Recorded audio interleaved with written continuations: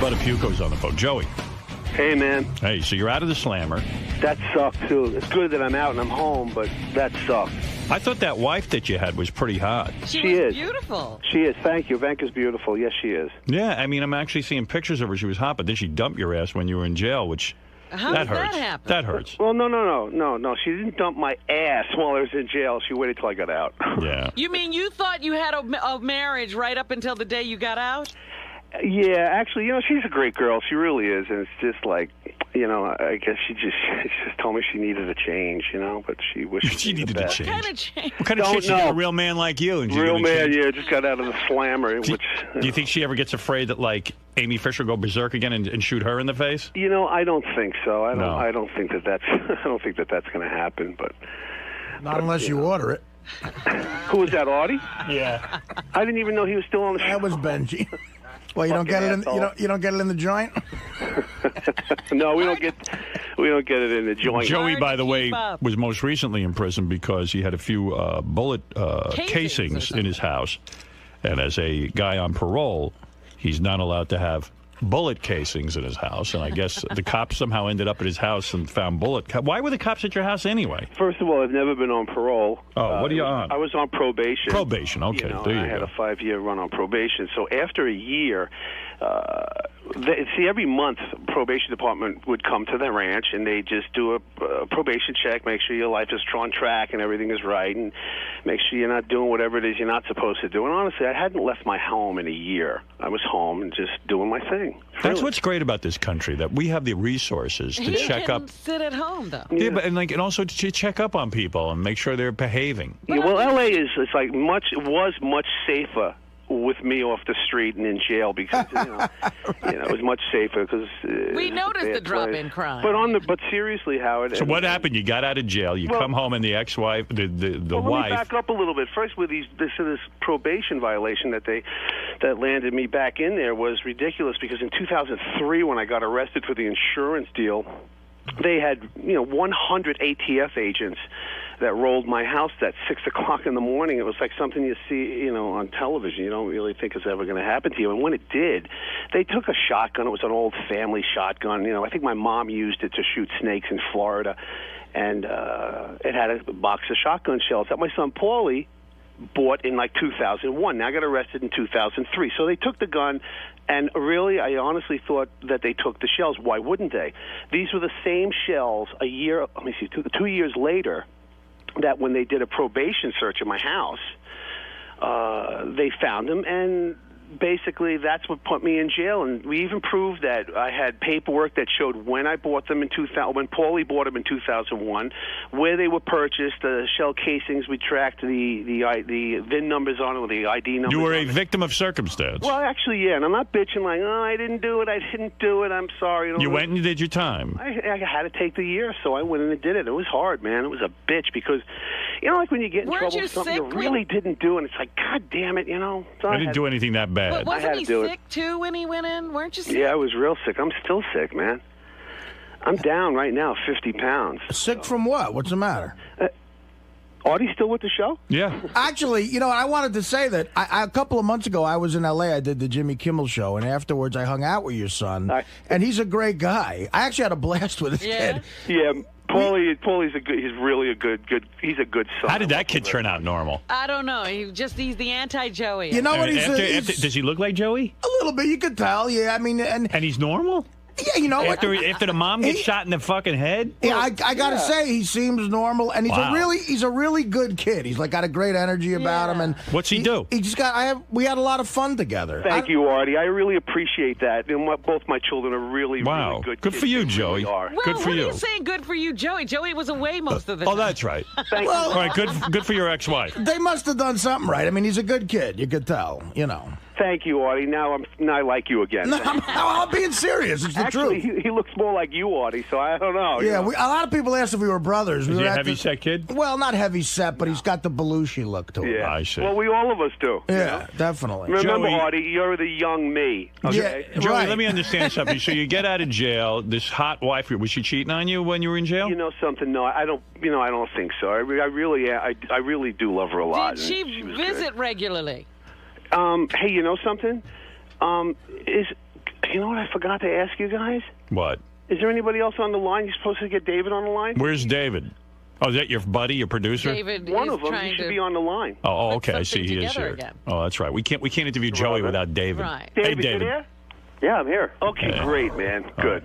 But did she visit you regularly while you were in prison? Who? Your wife. Which one? The new one. First one. I mean, Absolutely. the new one. Every visiting day, Ivanka came down to the jail, and she waited on that line outside with all the people that wait out there to come She's in going to and have see their no people. problem meeting a new man. That's for sure. I That's know, a she's good-looking very- woman. She's very beautiful. Any conjugal visits? He's while hanging you out at the jail still. It's any conjugal visits, Yeah. Robin? Yeah, any conjugal No, it visits? was all no contact visits. Wow. It was all through the glass and on the phone. You were in prison. You weren't in jail, right? I was in jail, L.A. County, Men's Central. Great spot. Right? That's Weren't exactly those where I parents was. great to you, Joey? No, I was well taken care of with my medical and all that. Did yeah, you have a roommate? Not a roommate, but a cellmate. We were in single-man cells in a secured area called 1700 and 1750. That was a cell block, and we were on lockdown, 24/7 lockdown. We only got out to take a shower or... Did you have any fights? Oh, no. They go on, but no, not me. I was segregated. We're doing a show, Howard, called Celebrity L.A. Lockup. So the Sheriff's Department was very, very helpful in doing interviews with Entertainment Tonight and Insider with Joey and making his stay as safe and quick as possible. So, Joey, tell me the big answer here. So, Amy Fisher's getting a divorce, and you're obviously getting a divorce. And then the speculation is that you two are getting back together as a couple, which would be the most phenomenal friggin' thing ever. Yeah.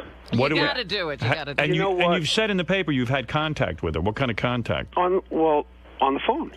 Oh, yeah? You called her? Absolutely. Well, we talk. Absolutely. When did you talk? You know what? I got it. I have to tell you, and it's like, you know, like life has to go on, and like I've been trapped in this whole, well, not trapped, but just like in this situation since Mary Jo got shot, where I was just like pounded by Mary Jo for years, and it was like when Mary found out when we all met a year ago that, you know, Amy did what she did and there was drugs involved and Amy didn't remember doing it, and like Mary Jo and Amy made up, and it was like okay for them. I'm still carrying the anger and all this other crazy, horrible stuff. You've said horrible things about Amy. Yeah, I did for all these years, and I decided, you know, for me to be able to, here we go, here's a little Dr. Phil for you, but for me to go on and get on with my life and be able to, like, recover from everything physically, emotionally, financially, I need to put that down. I need to put the anger down, because it does, no matter how strong you are, no matter who you are, the shit eats you up, man. It eats you up from the inside out. And I'm like, fuck this, man. Why, you know, Mary Jo didn't even care at one point that, oh, I don't care. She says she doesn't remember shooting me. You know, I care. So what do you? So what happened? You started calling. So I have to let it go to be able to make up with my life and go on with my life. So I have a good relationship with Amy. What do you mean? How often do you speak? I spoke to her twice this week. And, wow. And you spoke to her on the phone. Did she talk to you about the fact that her husband and her were breaking up? Yeah, I know all about that. And, you know, I didn't file for divorce. My wife did. And I understand that her husband filed also. But did Because Amy? you two were talking? Maybe. Did Amy say to you that she still has feelings for you?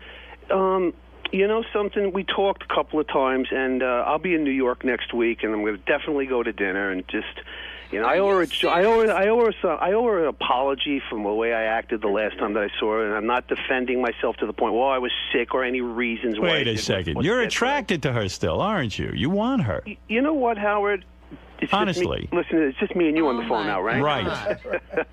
Go ahead. You know what? I'll be in town next week, and I'm going to hopefully we'll go to dinner. And I mean, you guys had good sex. You had a good time together, so it's not like you're totally repulsed by. I mean, aside from the fact that she pulled the shooting incident. Yeah, no, I'm not totally repulsed by her or anything that she did. Did you read today in the paper she just got big giant tit implants? Yes. Yeah, go ahead. Well, David. You know, all I wanted to say is these two have an opportunity where they can rekindle their relationship after 15 years. Wow, that would be the biggest story ever. It was a Romeo and Juliet type of love affair with the gunshot, you know, that everybody heard. But Amy's shooting Mary Jo, going to jail, Joey going to jail. Can you imagine the ending of the story is Joey and Amy get back together? Yeah, they got to do the movies over again. Hey, Joey, is there a temptation on your part? Is there a temptation on your part to get together with Amy Fisher just so that you get back in the news and there's a whole big opportunity here? You know, really, it has nothing to do with in the news. I could go outside, piss along the curb, and it's going to make news. I mean, which she does often, by the way. Which I try not to do because in L.A., I think you get like a year for that, so I don't want to do that. But yeah, I'm looking forward to seeing Amy when I get back. Nobody's. You think you'll fuck her?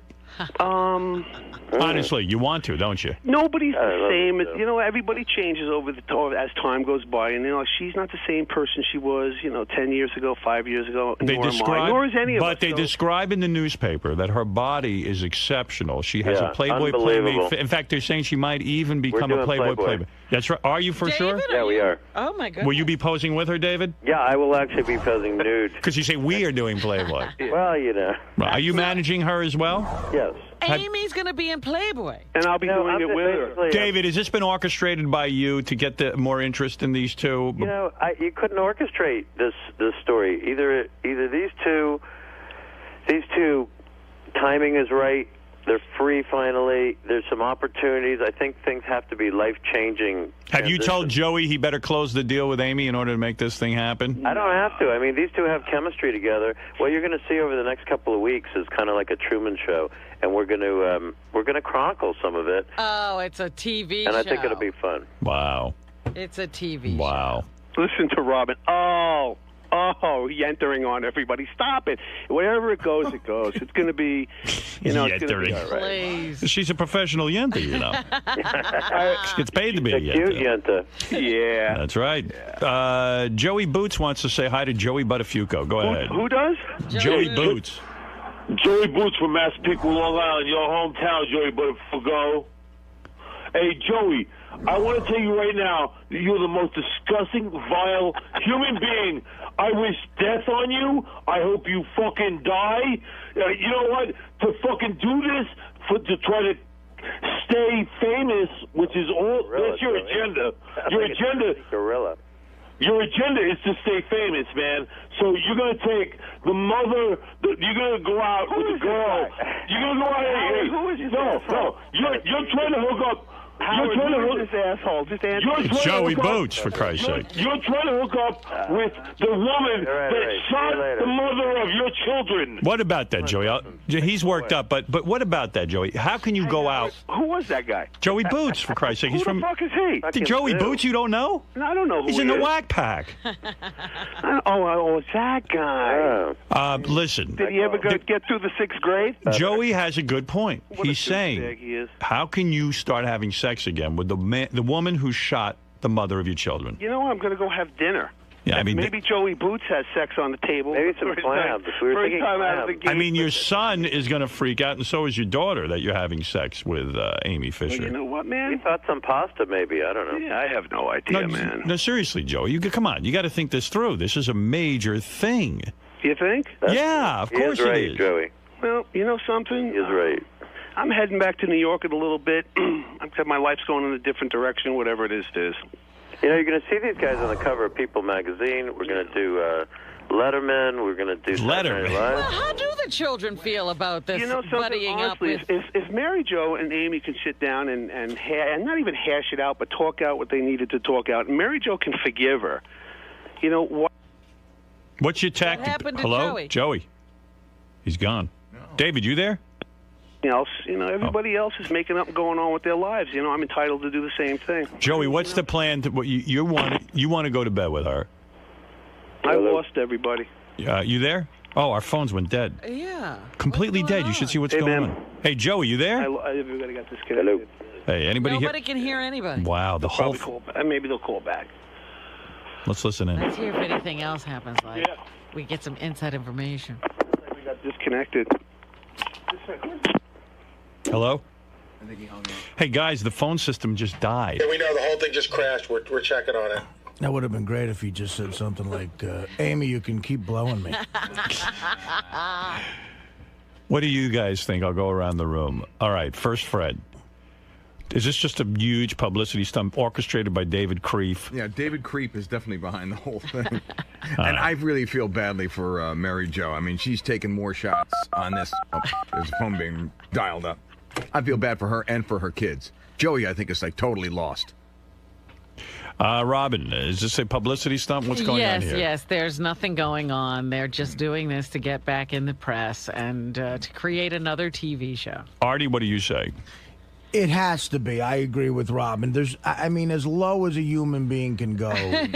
I would hope he at least called Mary Jo and said, listen, this is going to be so embarrassing. The innuendos, the press, the tabloids are going to say we're together again and she shot you. Again, like Joey Boots made such a great point. The mother of his kids was shot by this woman. Absolutely. And I hope he at least said to Mary Jo, look, it's going to mean quick money. Do you mind if we do this? And I give you a cut or something. Right. What do you think the reality is? Do you think that Amy Fisher will start banging Joey again? Her husband was a Joey Buttafuoco lookalike. I don't think so. I really don't. Why wouldn't you think Amy Fisher would do that? The more interesting question is, would Joey, if given the opportunity, fuck her? Yes. But that's my point. Why would Artie not think that Amy would be open to it? Because I just think the whole thing is a contrived stunt. I really do. I understand that, but why would you say Amy Fisher's the one who won't be she's crazy. into it? Well, I don't know. Nuts. Well, she's older now. As Joey said, we're not the same people. Oh, can you grow out of nuttiness? Can you grow out shooting somebody in the head? I'm hoping you can. Artie thinks Amy might be normal. No, well, listen. She grew into I'd normal. fuck her. I'll fuck her. I look enough like Joey. I'll fuck her, too. I'll fuck her right now. that fucker. But While we're waiting. I don't know. I think Mary Jo, having met her a couple of times, I think she's got enough class in her to go. I don't care how much money. It's still gotta hurt. Yeah, What I don't are care. you talking about? Mary Jo is she's a nice person. But what does Mary Jo got to do with this story? I'm saying if Joey did go to her and say, look, I'm sorry about what I'm about to do, but it's going to make me quick money. Do you mind this? Will it be that offensive? Even if I hope he would have said. Joey's not going to sleep with a spreading Amy Fisher? I would hope he wouldn't for the sake of his kids. Oh, you're crazy. I don't think he would. Well, listen, I'm telling you what I think. Joey will fuck anything. Absolutely. Well, he likes that he'll be Amy fucking, Fisher. He'll be fucking his kids. This will be fucking because they're going to be screwed up, and his kid is a They're nice gonna kid. be screwed. How if they've survived all this, they can survive that. I don't think anything he can do will hurt them. I met his son. His son's a real nice kid. He doesn't seem to have any issues. And Did you talk to him about the whole situation? no, that was awkward. I wouldn't have done that. But Well- I've actually hung out with Mary Jo a couple of times too, and I think she's the type of person that would have said, "I don't care how much money you're getting. I don't want this to happen." So I think he's already pissed her off. Let me just say beyond belief. something. I'm trying not to blow my stack because we have a phone system that regularly just has to be rebooted. I don't understand that. I don't get it. So I'm trying to maintain my cool when we're in the middle of an interview, but that will need to be looked into. Joe, are you there? Yeah, I am. All right, hold on a second here. I'm going to get this all back again. I got to get your friend there, David Krieff, on the phone, too. Oh, okay. You two are like two peas in a pond. Yeah, maybe they're having a relationship. Maybe that's the real story. David, you there? Robin. All right. How about you? Joey, the question was asked while we got disconnected. Are you, let's say the scenario arrives. You're out dinner with Amy Fisher. Having dinner. She looks great. She got the big titty implants. You know, she's wearing a short skirt. You like what you're hearing. You like what you're She seeing. smells good. You're having a few drinks. She says, Joey, you know, I always loved you and I still love you and I want to For old fuck you. time's sake. I want to have sex with you. I want to take you back to my house. Would you have sex with Amy Fisher if that kind of scenario evolved? And Lou did not have his guns there. There you go. Yeah, Right. yeah, totally. You would. Yeah. Thank you. Artie, do you see what we're saying? He's saying it. Artie said you wouldn't. So who won? No, listen. He's saying it because that's the only way anyone's interested in all this Oh, bullshit. stop No, it. he Yeah, wouldn't. it's to make money. It's Can I to ask make you money. something, Joey? Artie. Joey, man to man? Sure. Is she hot. the best Artie, you pussy? crazy? Is she the best pussy you ever had? You know something? It's no, but you know, it's that's a tough question. It really is. You've had a lot of experiences. Yeah, I mean, it's especially lately. But you know something? Right. Especially last night. What happened last night? What happened last night? No. We're not going there this morning. Too early. I'm sorry, Howard. What was your question? The question is she the best pussy you ever had? You know what? Amy's a lot of fun. Well, how so? She's just she was always just a very nice until all the shit broke. But then, Right. then we all know why and how that happened. Would she be open to anal with you? You know something? I don't know. You never did that with her? No. I'm talking about in the old days when things were good, when you had your affair with her. No.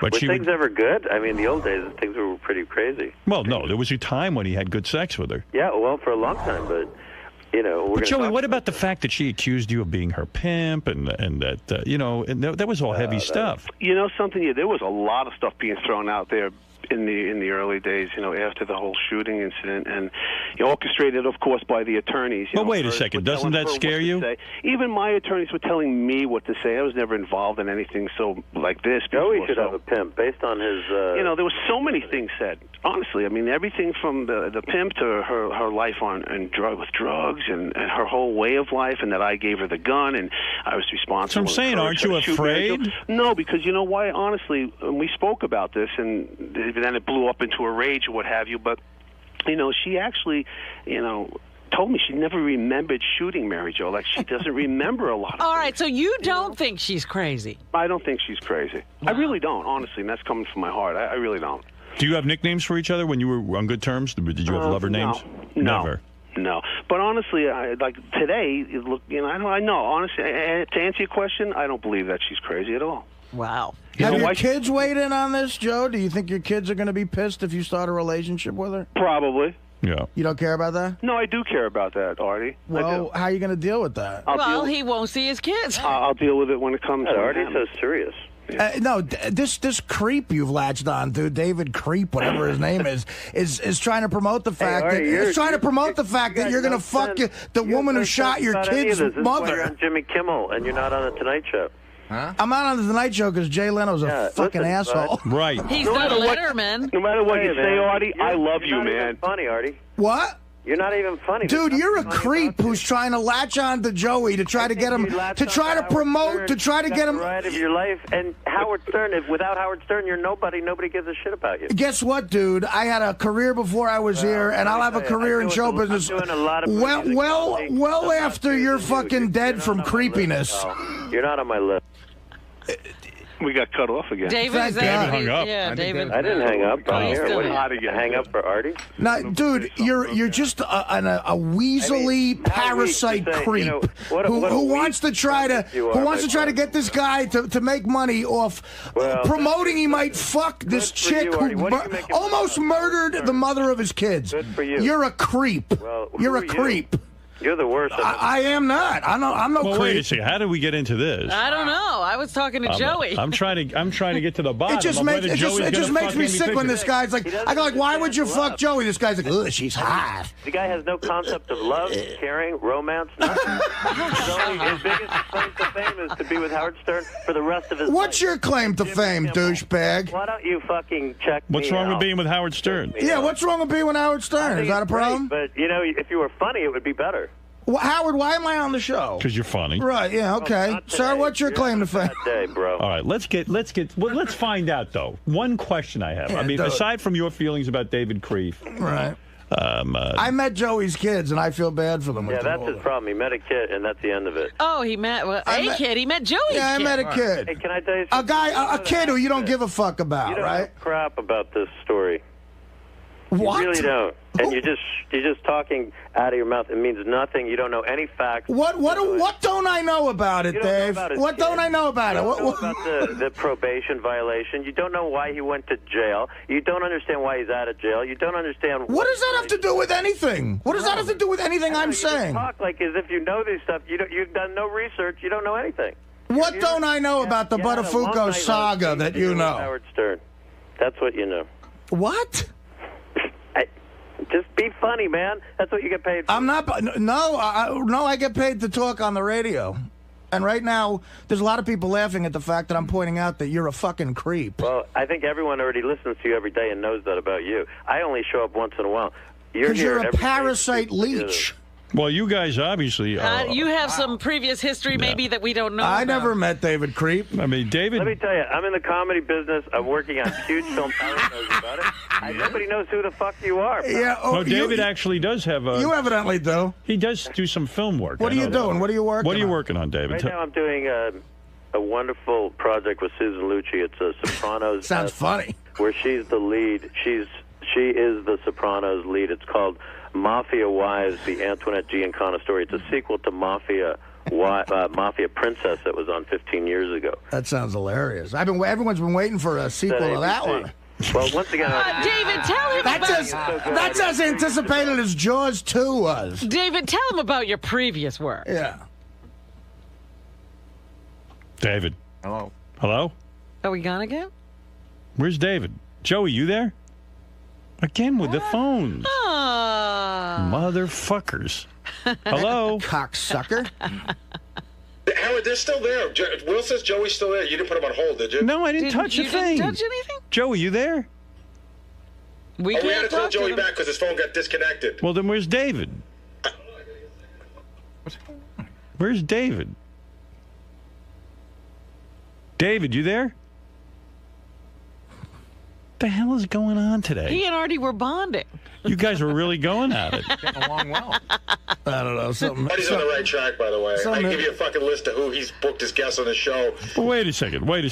I'm trying to find out if Joey Buttafuoco is really hooking up with Amy Fisher. Don't we want to know that? I say yes. Well, he I don't just- How are we He going to told you find yes. that out, though? I think what Artie is pointing out is we can't find that out.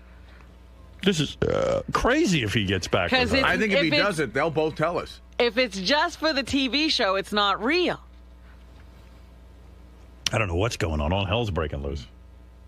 I mean, are they going to film them? I like hearing Artie yell at people. Yeah, Joey will but be on in 2 seconds, Howard. are they going to film them having sex, though? What are we going? Where are we going here? I don't know anything about love. David will film that. Joey, what's going on today? Oh, I'm back on. Okay, cool, man. This phone keeps getting fucked up on you guys. What's up with I that? think at this time it was you. No, it was all your. I'm going to hang up. Right? Come on.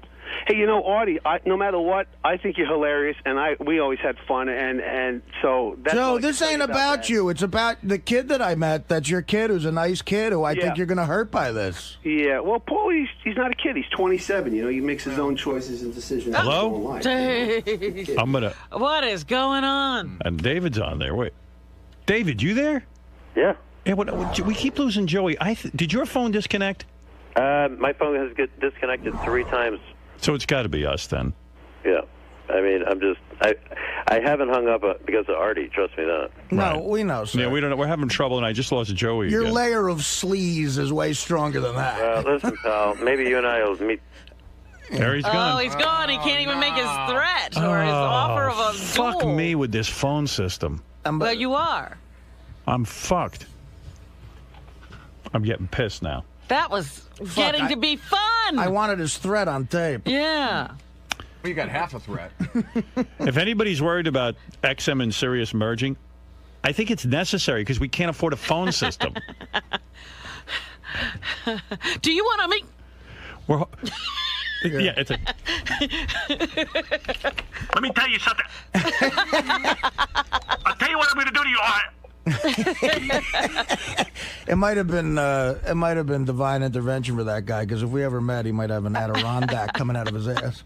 He doesn't like you, I'll tell you that. Wow. I don't like him either. All right, here's Joey. Hey, Joey, this is crazy. Yeah, man, we keep getting cut off, but it's on your end because Yeah, it is. We must have a time limit or something. It's Yeah. definitely our fault. You know at what it this is? point. We have one of those old pay phones. there you go. If you don't put the quarters in, you lose everybody. The operator needs more money. See, God Artie's- doesn't want this promoted. Artie's really worked up. Yeah, Artie's pissed off. I'm getting that feeling for the little bit that I can hear because I keep getting cut off. But Artie, it's like, you know, you hung with Mary Jo at the last show, right? Out here in L.A. I've met her a couple of times, sure. He and is right, Joey, though. If you bang Amy Fisher, Yeah. it's going to fuck your kids up real bad. Right. Well, the thing is, it sounds like Artie's more concerned than Joey is. I don't think that's a good thing. Who gives a shit about me? Listen, you know, who gives a shit about me? But you No, should no, give no, a shit. I mean You should give a about shit about your yourself, kids. because your kids probably give a shit about you. So you should She give. doesn't give 2 shits out about you. You can rip my fucking chest out. At this point in time, she doesn't give a flying fuck. Who's about this? me. Who? Mary Jo. But what about your kids? You know something? I love my kids. My kids love me. It's like, you know, I don't know what else to You tell don't you think about that. this would hurt them? You know something? I'd probably have to sit down with them, talk to them. Maybe You're you going wanna to do have that. time to talk to them before you might wanna do that before the bang date. Amy Fisher? Well, first you'll bang her, then know you'll something? talk to him. Like, Although I personally would love to see this. Well, of course we would. of It course would be you good would. for us. I think a lot of people would. I mean, but seriously, I just want to. When you talk to Artie. Amy Are on you pissed, Artie, because but wait a second. When you talk to Amy on the phone, like, is she talking romance? We talk about a lot of things. Yeah, Have you had phone sex? No. But what, like, does she ever say, I did love sleeping with you, Joey. You were so great in bed. You're such a man. Well, you know what? She did tell me that she loved me very much back in the day and now. So it's like, I don't think I'm responsible for her breakup with her husband or anything like that. I would hope not. But I think she's just looking for a change and move in a different direction. Right, she's vulnerable Is it merely now. a coincidence that the two of you are getting divorced at the same time? You want to know something? I didn't know this was happening on my end. This has happened like when I got out. I see. So I didn't know what was going on. What is it, Freddie? On my end. I actually have a couple. I have a couple questions for Joey. Joey, when you were with Amy back in the day, did you think it was going to get more serious? Did you hope it would get more serious, or was it just a fuck? That's what it was. It was. But how about now? Do you think you would love to see it develop? I'm going to see where it goes. Back in the day, he's saying she was just a fuck. Right. Well, wait a minute. He's not ruling out the fact that maybe it could develop into something. Otherwise, it's just... Absolutely, he's not ruling it out. But to me, it seems odd because you just found out you're getting a divorce. You're already ready to jump into something else with Amy Fisher? Hey, he's been in prison a year. Not that I'm ready to. There's no other girls on the planet. Right. You know what? And he's used to her.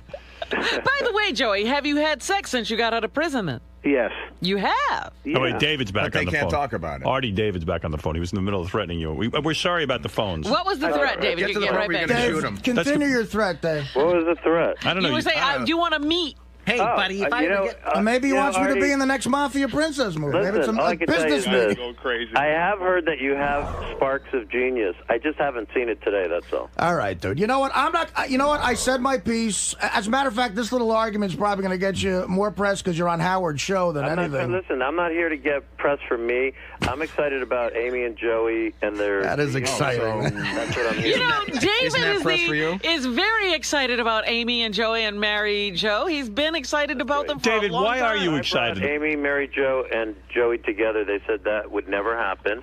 And the fact is, when you see Mary Jo on Thursday, whatever, she will tell you that I brought them together. And I'm looking for people to have love and be reunionized and have fun and have good families. I have children. I know what you're saying, Artie, but you can't, at some point or another, when your kids are grown up, I don't know if you have kids, but at some point or another, you have to live for yourself. And you can't always live in the past. Okay, Dave, but let me ask you this. All craziness aside. I mean, kids are my number one thing. I'm working for 9. Well, listen to Artie's question. Okay, so suppose someone shot the mother of your kids. Would your kids? Well, suppose in the past it happened. Would your kids be upset if you were dating them publicly? Well, listen, I'm telling you right now, people change, and I don't know what was there 15 years ago. I wasn't part of Mary Jo and Joey's relationship. I don't know what caused it. I don't know if there was drugs and alcohol. 85% of all crimes have something to do with drugs and alcohol. Right. We'll say that. Well, I know something about that, but So my feeling is, and believe me, I know something about this too, and I work for the sheriff's office. They're wonderful people. Sheriff Lee Bach is the finest man I've ever met. He's going to be governor of the state of California. We work for charities called 999 for Kids. And Do you think you could hook up OJ and Nicole's sister? No. Yeah. What about that? OJ was in the same cell that Joey was in, by the way. Is that right? And we went in there, and the reality is what we're trying to do is show there is a lot of crap that can happen because of alcohol and drugs. I think if you stay away from alcohol and drugs, there's less than a 15% chance that there's going to be a shooting. Let's see what the fans have to say. I can't argue with that. Stephen in Cleveland, you're on the air. Thanks for taking my call, Howard. I other than the shooting, I mean, this was just nothing more than an affair. But, man, Joe, you got to look at this thing like, what it's going to do to you, the relationship you have with your kids. I mean, this guy is nothing more than a parasite trying to make a buck. Artie, you hit it right on the head. I think Artie's changing his mind because, Artie, I think you realize if people are in love, anything can happen. You can have cancer. You can be an alcoholic. You can be a drug addict. I'm not saying anything that's too far away from any family in the world. Why doesn't everybody deserve a second chance? Well, so let them have love on their own, buddy. I mean, why do you? Yeah, why do you have to hook them up? What is your interest in it? What's your love connection? Why are you the love connection? I'm doing a project coming up with with many talent that are superlative talents. The fact that Joey and Amy are this item that they are is not my doing. I just happen to facilitate it. All right. Like Sinatra with Dean and Jerry. Exactly. I freaking love you. Listen, I got to say something. You know what? I I've met Joey and Mary and now Paulie a couple of times, and to tell you the truth, I have an affection for them because I probably have the same background as them. I'm the same type of person, and I really like them. I do. I think they're deep down, they're good people, all three of them, and I just feel that it's just good. This is going to tear them further apart. Artie, it's just the worst thing that could happen to a family. People show their sides. Like, you have a side that you show the public, but then some people David, have you can't think this would be good for Joey's kids to sit there and know their dad is now in love with the woman who shot their mother. You've been through a divorce, Howard. Yes. You know that a lot of stuff happens when you decide to get divorced. Your kids sometimes take sides. All sorts of things happen. All I can tell you is that usually it's unjustified. Yeah, I mean, at the end of the day, this is all for the love of money. What are you talking about, pal? I'm just saying, as someone. I'm just telling you, the reality of this is people go through divorce, people go through separation, they go through alcohol, they go through drugs. They usually don't go through gunshots, though. You have a life, and you don't live it only for your kids. You live it for your kids before they're 18, and then they have their own lives.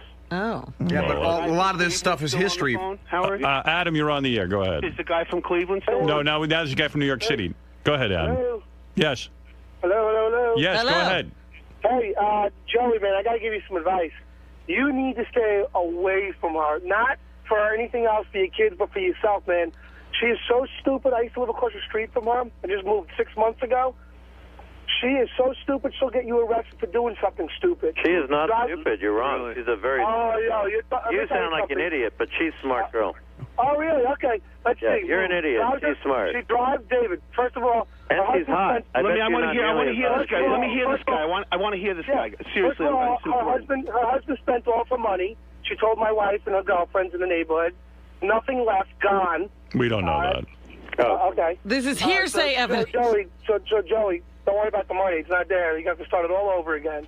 Number two, the girl drives around the neighborhood with the kids in the back seat, not buckled, jumping around in the front seat. Oh, that's all hearsay. Come on. Let's go. Yeah, we don't even know if he lives across the street from Amy Fisher. Dominic, you're on the air. Go ahead. That's the idea. You don't know. Dominic was Joey's lawyer for a while. I started with Joey actually through Howard, and then I helped Mary Jo later, and Joey knows that. Yeah.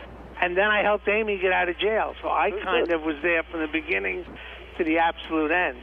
Okay. And I understand Howard and Robin's attitude, but what I don't understand is why you would make the comments you make about Artie, who's the best guy in the world. I love Artie. You're talking to me, Dominic, or somebody else? Grief, whatever. Oh, no. Griff. Well, I love Artie, man. I've seen him. I think don't know Artie's a great dude. I think he's got sparks of brilliance. All I'm saying is it sounds to me like this issue is sensitive, and I don't know why. I don't know Artie. All I can tell you is there was alcohol and drugs involved 15 years ago. There's not anymore, and if there's not, then at least people can think clearly. That's all I can say. Alcohol and drugs by who? By Amy and I think Joey was probably... No. Joey never did drugs, and I read every probation report. I was totally clean. Absolutely. Totally clean when all that went down. I got clean in 1988 all from it takes everything. is one person to be alcoholic. If you can make money with this, that's up to you. But I think Artie's point and everyone else's point is true, and that may be something Joey accepts. But if these kids came out of this okay, I say that's an act of God almost, because they went through hell. I was there. Do you think things will change when they're 25, that Joey makes a decision like this to do anything in his life? I don't know. Let me tell you, they hate Ivanka, his current wife. They have given her such a hard time. They've never accepted her. It doesn't matter if it's Amy Fisher, Ivanka, whoever it is. Their family is never going to accept anyone as the mother but Mary Jo. Hey, Dominic? This is almost like Dominic, a movie that you wouldn't believe the script. Hey, man, I got to tell you, and anybody who's listening to this, Dominic and I have always said this. You are very rare. You are, and I've been through attorneys and met with them, and I got to tell you something. You have never lied to me, Dominic. You have never misled me. You will help me make decisions to go on and make the right decisions. And I got to tell you, man, you never lied to me. You never told me this. Honest to God, you were great for me, and you helped me recover for this. This is now part of my recovery. Okay. Still 15 years later. I don't know how this is going to come out. I don't know. If Amy calls me, I'll give her a free divorce. And when Mary Jo called me, and forget why, you know who paid for it, and that was my... Right. And it was a lot of money. But all I'm saying is, listen, you got to do what you got to do. Right. But I think Artie, who I truly love, is just trying to say to you, you know, is it going to hurt the kids? And maybe that's a test you're going to give. Yeah, I think it's incredible. Dominic, they're not 8 years old.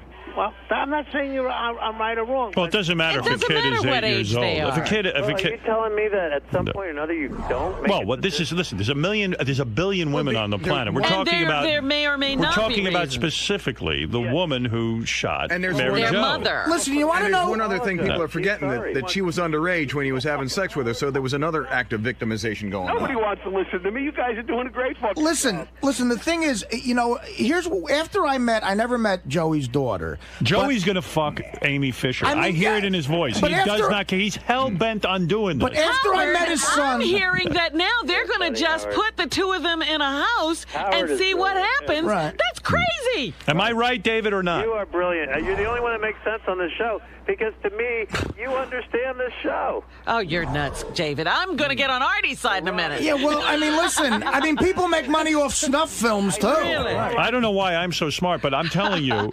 But I can't see. I mean, it's one thing to have them have a meeting. It's another thing to have them dancing around town. Hold it. Going to Vegas. Joey, it's a done deal, isn't it? Pretty much.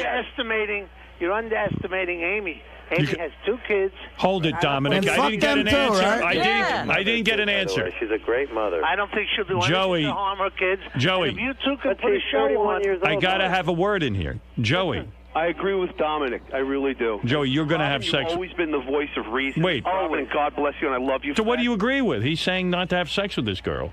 Well, that's not the issue. That's not the issue. I discussed that on the phone today before they even meet, whether or not they're going to have sex. So Amy's children have to see a headline like that. So what's the issue? You could sell this as a reality show. You want to see them in a house? Wait. What's the issue? I don't even know. Howard's the only one that brought it up. I've never brought it up. No, what is the issue? If you can believe this or not, honestly, from my heart, I owe Amy a huge apology. It's not about sex. For me to get started into this another phase of my life, I owe Amy a huge apology, and whether anybody's there to see it or hear it or not, and I hope somebody is, because I owe it to her publicly. I really do, because of the last try. And the last try, I was a fucking maniac. You know? By the way, those got the highest ratings of any Entertainment Tonight sweep special ever. I'm sure it did, Dave. I'm not arguing there's going to be interest in this, but, you know, after I met Joey's kid, Paulie, I honestly said to myself that night, I said, wow, that kid turned out great. He's nice. He ducked a bullet. He got through it, and he's going to be fine. And now you're dragging him back into it. Why test him twice? Actually, Artie, you and I have something in common. Artie, in my defense to that, I love my children, and I'm sure you speak to Paulie, and he tells you he loves me. We have a great relationship. We go riding our Harleys in the hills and everything, and I have a great relationship with Paulie. Oh, here we go again. Are we there? Yeah, we're here. Go. My son Paulie is not 12 years old anymore. He's 27. He's a grown man. You know? I know, Joe, but and my daughter Jessie, I'm sure you met. You know, she's working hard and she's doing her thing. She's 24 years old. He didn't meet Jessie. He said. Oh, okay. I never met Jessie, but you know, again, I just said to myself, God, this kid ducked such a bullet in his life. Look, we're going over the same thing. Right. I don't know that Joey's actually. Have you told your children of what you're doing? No. I haven't seen or spoken to either one of my beautiful children. Wait, David, you got to shut up for 3 seconds and let the guy finish a sentence. That's okay. You guys are doing a great job. Joey. Yeah. You said you were interrupted. David jumps on every line you say. What did you say? You haven't seen your kids how long? I haven't seen Paul or Jessie since I went into county, and that was January. I haven't seen them. So it doesn't sound like... I've called and left messages for Paulie, but I haven't heard from any. I haven't heard from them. I know that they want to see me and speak with me, but I haven't. And you know, for everything that everybody says about me, and we've all ducked this whole thing and just gotten through it. I am a very sensitive guy, and I know you guys a long time. And Howard, you were the only one there back 15 years ago when all this shit jumped off, and you were really the only one who gave me the chance to speak.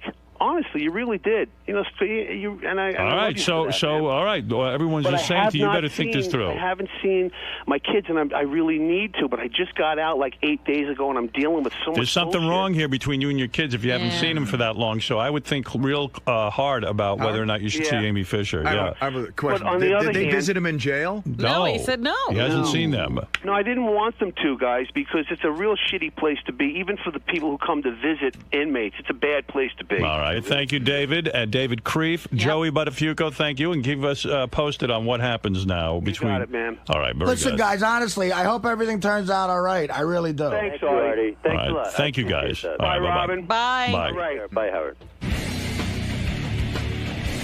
You let that guy have it in there. Yeah, I have no more energy. I don't know. There's something about it that struck me the wrong way. And I did meet Joey's kid, and I felt bad. I don't know. I feel bad for the kid, and now it's just. I mean, this is how anybody could disagree with what we were saying in there is beyond me. Well, you were dead on, and you've been in show business a long time. Does he remind you of a lot of the creeps you've met? I don't know, man. I'll tell you, I've met some creeps, but that takes it to another level, man. That's creepiness at level red. I don't know. And the fact that he tried to feign that he cared and that he cares about people in love. I don't know, man. It's a fucked up world. I'm glad I'm not that healthy, and I'll be leaving soon. Okay, you guys can deal with David Krieff. You know what's really fucked up? It's like everybody has a second chance. Everybody should get a second chance, except me. I'm not allowed to have a second chance in my life, I guess. You know, Mary Jo, God bless her, she's got a new guy in her life, and she's happy, and that's good. You know, my children even got a second chance in life because they were very young when all this happened to their mom, and it's, they got a second chance to move on. And like Ivanka always told me, that's why I fell in love with Ivanka. I said, because she always told me, when is it my turn? Don't you get another chance? It's like, I think I just got my second chance with Ivanka, and I really believe that. I really believe that now she's gone, so...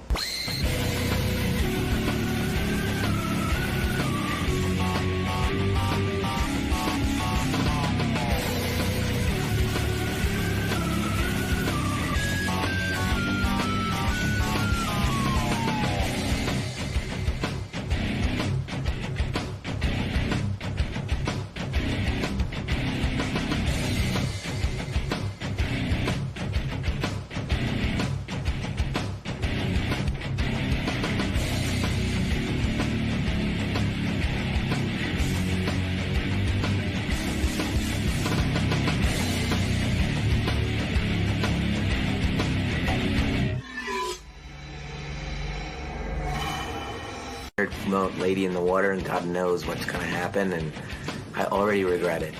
How come? It never ends up being what you intend it to be, but hopefully I'll walk out and it won't be. I'll have to distract people from listening to the thing.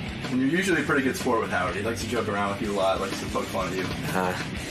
We'll see. We'll see what happens. Now he's unrestricted, though. You think it might get worse in there? I have no doubt. No doubt. M. Night Shyamalan is a huge film director. The Sixth Sense? Yeah, we've had him in many times on terrestrial radio. This is his first time here on satellite radio. Unbreakable? Yeah, I'll go through the whole resume. Hey, M. Hey, Night. Or M. Night. Do we call him M? I just said hi, M. I don't know what to say. Hey. It's been so long since I spoke to you. I forgot if it's M or Night. It's Night. Hey, Night. How are you, man? Good to see you. Good to see you, too. And he brought in Rob Reiner, another famous director. How are you, Rob? Doing very well. Yeah, love your films, too. You're not Rob Reiner, are you? No. Who are you? This is my brother-in-law, Bill. Oh, that's your brother-in-law? Yeah, I was in for the premiere last night. I thought you were married to an Indian chick. Yeah, my sister. He's married. Oh, he married your my sister. He married an Indian, too. Yeah. Oh, you married an Indian, too? I did. Well, that's hot. Nothing wrong with that. Yeah, your brother-in-law's a big famous guy now, huh? He is. But you never expected that. Your family didn't Actually, arrange did. that marriage, did That's they? right. No. No, Hey, they Night. didn't arrange that one. Congratulations, you have yet another new movie out. Thanks. I was reading about this. This is a crazy story. You still living in Philadelphia? I am. Don't you think you're getting pigeoned? Like, you probably should be living in Los Angeles at this point, but now it's almost like a thing that you live in Philadelphia. You won't live there, huh? Yeah. Is that going on, sort of? No, I'm really pretty comfortable over there. Why wouldn't you? Wouldn't it be easier to get movies done? There's a writing community out there. There are creative people you should probably be talking to about films. Like, in a way, aren't you sort of sequestering yourself in Philadelphia? Well, not for the creative reasons. I mean, in the end, I write the stuff and all that stuff. But you don't want to work with anybody else. No, it's not that. I think that there is a drawback there that they don't. I don't see them at lunch and the restaurants, and we don't go to each other's kids' birthday parties and all that stuff, and so they can think of you as an outsider, a stranger. Well, I was just reading the strangest article. Like, apparently, all of Hollywood is waiting for you to fail now. Well, definitely. I don't know he's what feeling the deal pressure. is. I'll tell you know what it is. Let's go through your film resume. You came on the scene with one of the biggest movies of all time, The Sixth Sense. Then you made a second film, which I happen to think was better than The Sixth Sense. I love the second one, yeah. Talking about Unbreakable. Yeah, you guys really dug that. Except Jackie hated it, I remember. Jackie, well, look where Jackie Yeah, is. he ain't here anymore. Notice that. I thought Bruce Willis's performance in there was one of his best in years, which you got out of him. Mm-hmm. You know, he wasn't being, he was believable. And that film was huge. It wasn't as big as everyone expected. Right. After Sixth Sense, how much did that gross? I think 250 million. 250 million. Yeah. So that then, sucks. Yeah, I think that Unbreakable made about 83 million or something. No, Unbreakable made 250 million. Oh, it that did? That was a terrible flop. What did Sixth Sense make? 666. 666 million. Yeah. So Unbreakable is viewed as a flop because I don't know why people root against you. But that's no flop. That's a $250 million film. Go try and make $250 million with a film. I mean, that's an amazing amount of money. And can I say something? I think Unbreakable is a phenomenal film. I was telling you during the break how much I love it. But I think that the number you gave, 250, is probably a worldwide number. And I don't think it did as well domestically. Although I thought it was a phenomenal movie. It did about 100. You know, do they 100. care where the money comes from? I never understood that. Why do they count the grosses of a film domestically and internationally? Like, oh, no, who cares? It's the same pot. It's the same pot. Exactly the same money. So, like, for example, like Adam Sandler's gigantic domestic, but doesn't have foreign, you know, like that. So, but there's somebody that might have the exact same foreign numbers, and so they're actually double. Yeah. So, I mean, you're no slouch. You made some decent money. Then you made, what was the third movie you made? Signs, which did really well, right? Back when Mel Gibson had some sense, yeah. How much money did that make? 400. 400 million? Yeah. I mean, now, I'm making a point here. Just stay with me. Okay. So 400 million. Then you did the movie with Ron Howard's daughter. Yeah, The Village. The Village. Yeah. How much did that make? 270. $270 million. They still said that was a disappointment. Well, that was actually the third most profitable movie of the entire year behind Spider-Man 2 and Shrek 2. Yeah, because what did it cost you to make that movie? It was like 60. 60 million. Yeah, but everybody was saying at the time, oh, Village is not doing so well. I don't know. Look, I'm telling you, I don't know who they're holding me to, but... And you've made Hollywood how much money at this point? I think 1.6 billion or something. All right, so here's my point. So you made 1.6 billion for Disney. Disney made all those movies. You have this incredible relationship with Disney. 1.6 billion. Can you imagine making one? Oh, actually, I did make 1.6 billion for a company. And more, yeah. Sure. Look where I am. You know exactly how I feel. That's right. So 1.6 billion dollars. Right. That's theaters only. That's not DVD. That's not TV. Oh, there's another billion on DVD. Wow. So you've made about $3 billion for this. $2.5 billion for this company. So now you come up with your next movie, which is the movie you're out promoting now, and that's Lady in the Water. Correct. Okay. Starring Paul Giamatti, who I know, and Ron Howard's daughter again. Right. What's with you and Ron? What do you have a hard on for Ron Howard? Do you want to be tight with him? I mean, she's good, but why not use a different chick? What's going on with you? I tend to kind of use people more than once. Like Joaquin, I used twice, and Bruce, I used twice. That kind of thing. You in love with this bitch or what? What's going on? She's a good lady. Well, you got a hot for her, right? No. You like working with her? Is she your muse? Very, very your professional. So listen to this story. And see if I got this right. Okay, I'll correct you if you got it wrong. All right. So you had an idea based on a story you used to tell your kids. Correct. That there was a lady living in the pool at your house. Right. It was just one of the bedtime stories I told the kids. Which is so bizarre because the story my kids loved the most when they were young is we had Pool Monster. It was this guy who lived in the pool. Are you saying that M. Night ripped you off? Yeah. No, but I can relate to this. I can relate to this. It was called Bubble Monster. And the Bubble Monster would come out, and I, you know what? I thought it was a dumb story. Maybe I should have made it into a film. Look at you. It was really bad. Disney would have thrown you out, too. Yeah, my story wasn't as elaborate. So you had this thing that, you did with your kids, and you said, I'm going to make a movie called Lady in the Water about a lady who lives in a pool. Paul Giamatti, regular guy. All of a sudden, there's a lady living in his pool. Correct. Okay. Finds out, right? And he finds out. All right.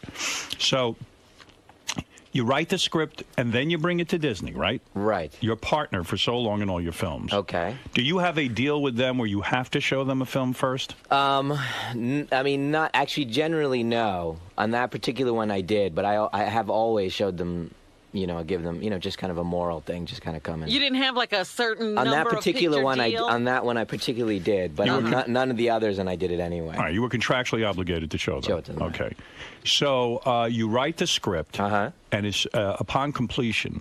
Yes. You send it to the person who reads the scripts home. Is that true? Was that the first move as soon as you finished? Yes. All right. So is a man or a woman that you send the script to? Well, there's a few people. A couple of people you send it. Uh-huh. Now, do you send them as you go along, or is it a completed script? No, well, that was part of the thing. Was I hadn't quite finished it, but I thought that everything would be cool since you're M. Night Shyamalan. Yeah, I thought it'd be cool. So, but I was I could tell there was something really exciting happening in the script. I hadn't quite gotten it yet. Right. And it was a little raw, but I thought it was going to be fine. Why would you send them a raw script? I mean, why not send them the finished script? Well, I did, because there's kind of, simultaneous things happening where you get the cast and you start getting the crew together, you pick a slot when you're going to shoot it. So it's not necessarily like, say it took me an extra 3 more months to finish it, which it did. That time we could be spending setting it up, and rather than doing it linearly, we could be a little bit more efficient with it. So it was just that kind of, hey, we're all going to make this, so let's just. For future film writers out there, is it a mistake to send a raw script to anybody? Absolutely. Now you've learned that. Absolutely. Okay. Well, yeah. I mean, the thing was, I think that I didn't realize at the time, that you have to just always just finish it. People don't have the vision to just to see the frame of the house and say it's going to be great. A lot of people can't. Even the people that do it for a living. That's right. Sometimes people don't have vision. Okay. You just finish it. So you send it. Now you started to become upset because when you sent the script over, one of the women who's supposed to read it wouldn't even read it. Okay, well, now you're starting to reference a book that was written about me, okay. a reporter's version of what happened to me over the last year and a half. You're saying that book is not true? Not that it's not true. It's his take on the events that happened. But wasn't it true that what you felt was they came to you, you had a meeting with Disney. That's correct. And Disney said to you, we don't like the film. They didn't. What they said was, it's real strange, and it is. And they didn't really understand where I was going with it.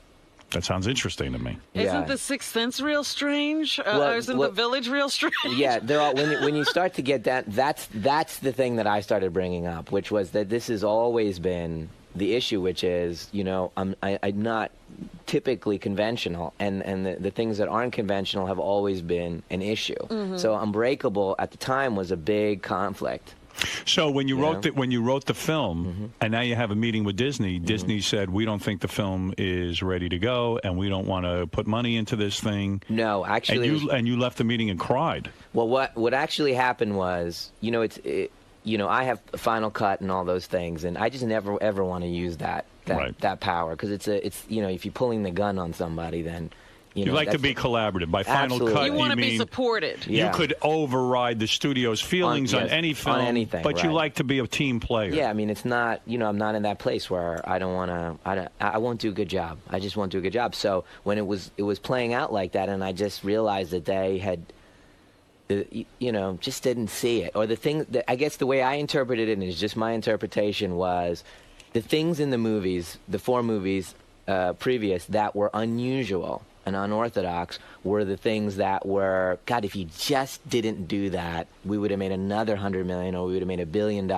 If you just had Bruce and Sam fight it out in Unbreakable, you would have just had this. If you blew up the village and the kids got free in the village, you would have made another 100. These are conversations I've had over and over and over. Yes, I'm aware of that. Yeah, I'm aware of it, but that's not how I felt. I wanted Unbreakable to be this somber thing. I wanted it to be a nightmare at the end. I wanted the village, the village. Yeah, I wanted to root for the adults. I didn't choose the kids. I chose the adults. I sided with them. These are all, I totally understand, compromising. These are your decisions because you're an artist. Yes, you want the film to do well commercially. And I wouldn't be irresponsible, and I haven't been. You have proven yourself over the course of these films. You've made $2.5 billion for the Disney studios, and here they were yet challenging you again, and it hurt.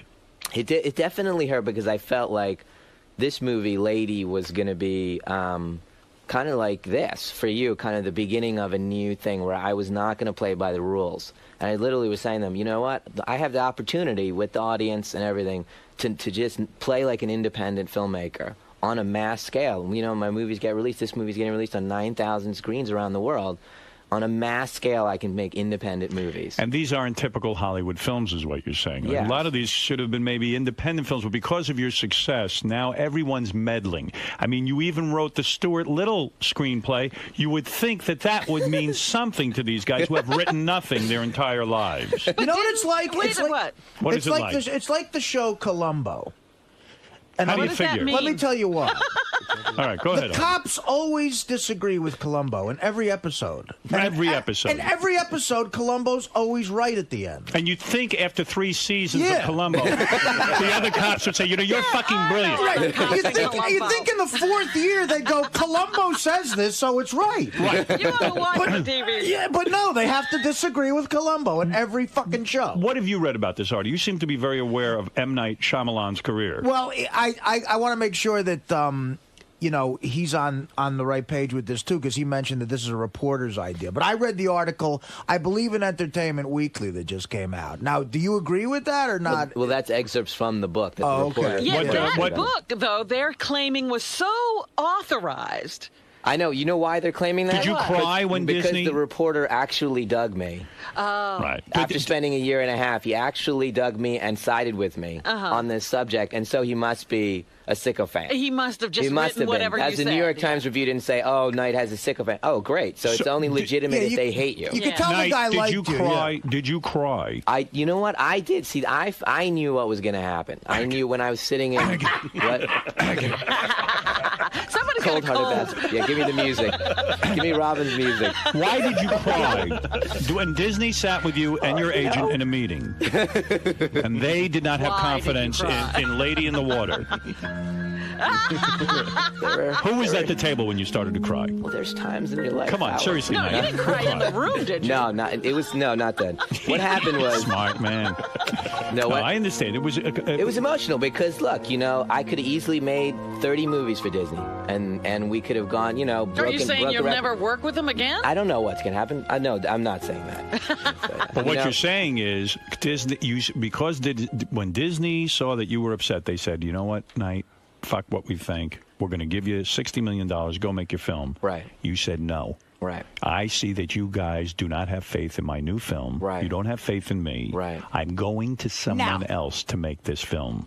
I said, yeah. What I said to them was, this is all I said to them. They said, okay. I explained where I was going with the movie, and I said it's very eccentric. It's like Princess Bride. It's a very unusual movie. You got to go with the kind of unusual tone. If it seems insane, like I went through it and I said everything that I've written since I was 21 years old, and every single thing has been made and been profitable. And I said, and so when I come to you with this, and it seems a little crazy, just take a step back. Just hold on 1 second before you go, you're insane, you need to come and go make, traditional movies. Just hang on 1 second, just hear an explanation. But they didn't. They came forward and gave me no room. And it really it made me feel like the things in me that were holding me from doing like more adventurous stuff, taking huge risks, was these voices that hanging over my shoulder, you know what I mean? And I said to them, God, if it seems insane to you, just hear an explanation of why.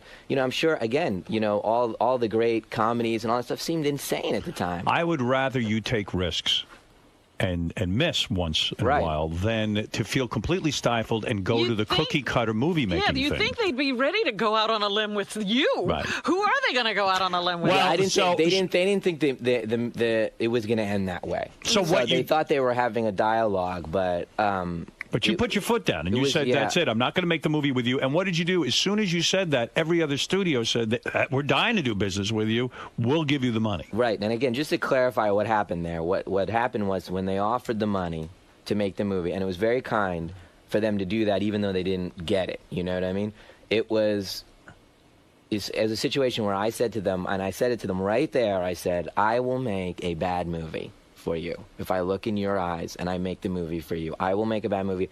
That's not how it's going to work for a year and a half where I'm like, all I can hear is your doubt. All I can hear is you second-guessing yourself. I will just be terrible. You have to write with confidence. When you're performing, you got to just take leaps. And so I said to them, I won't be able to do it. If Disney, after that experience with Disney, did you ever consider not making this film? Yes. You did? Yes. You were going to back out? Well, I just said, you know what? You don't want to be that crazy artist that doesn't listen. Doesn't listen and just goes off. There's many examples of directors that just go right off the edge and they can't reach anybody anymore. Right. So this could be one of those situations, and I was very aware of that, where I was like, my tastes are getting too rarefied, and I'm just getting too, isolated, and what I'm thinking is just too screwy. So what changed your mind and gave you the confidence to make this film? Well, I went back and I said, okay, look. And the agent started calling, and he was like, all right, Michael Jordan's a free agent, let's go. And I was like, we're not calling anybody. Oh, that's funny. And then the calls started coming in, and people were going to get on planes and come to Philly. And I just said, tell everyone, just don't come. Just don't come just let me think about what I need to do here. So I just went back to the script, and I kept writing it and I got the tone better and better, this kind of balance of kind of mania, which I knew is going to be, it's a tonal thing. You know what I mean? It's like if you read, Dr. Strangelove or something, it would seem insane. You know what I mean? You have to, it's the just getting the tone just right. So you went back and you worked on the script so that people would get it, and then when you brought it to the other, with Universal, I guess. So I Warner went, Brothers. Warner Brothers. Then there was one particular guy that I wanted to make the movie for. Okay. And so I did the kind of dumb financial thing when I had a bunch of people, really great people and great studios that were ready to go.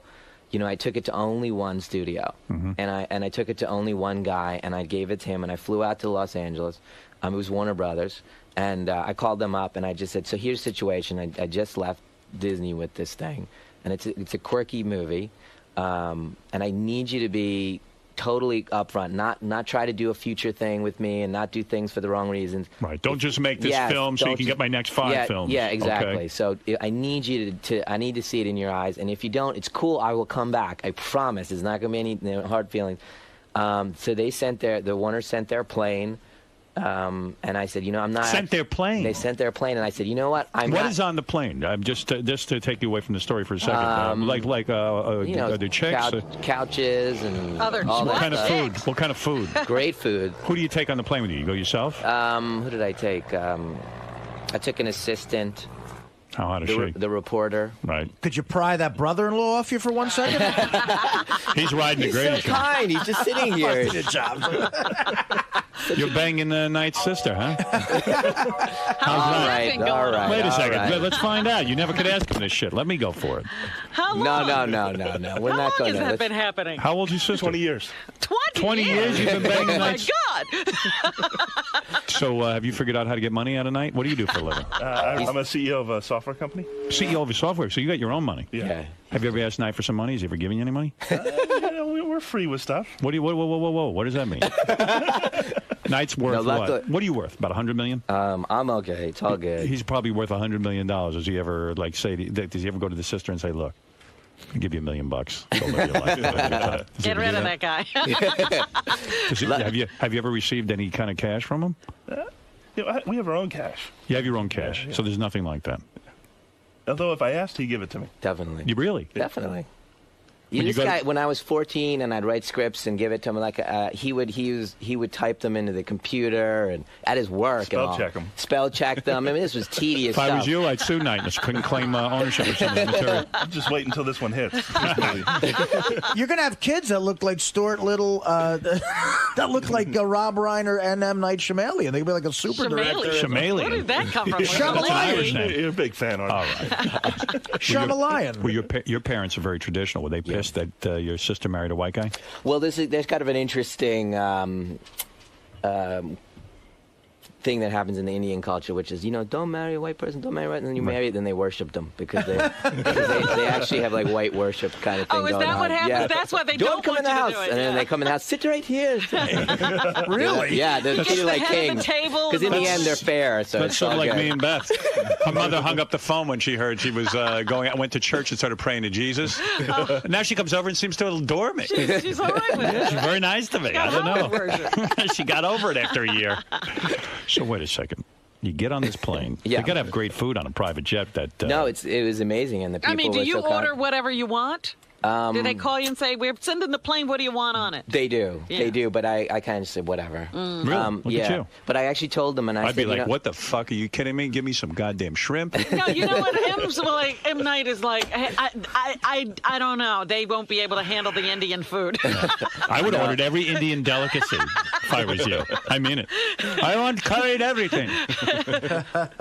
Curry everything. We actually did that once on a private. I got Indian food. It's not a great idea. No, it's not good on a plane. It's not good on a private thing. The pilot actually got it like on his back. He went back, because I want this jet to stink. When you go to Warner Brothers, right? So do they roll out the red carpet? Now they smell. They might have an M. Night Shyamalan. They rolled out everything. They rolled out everything. What does it mean to roll out everything? I mean, they had a plane park.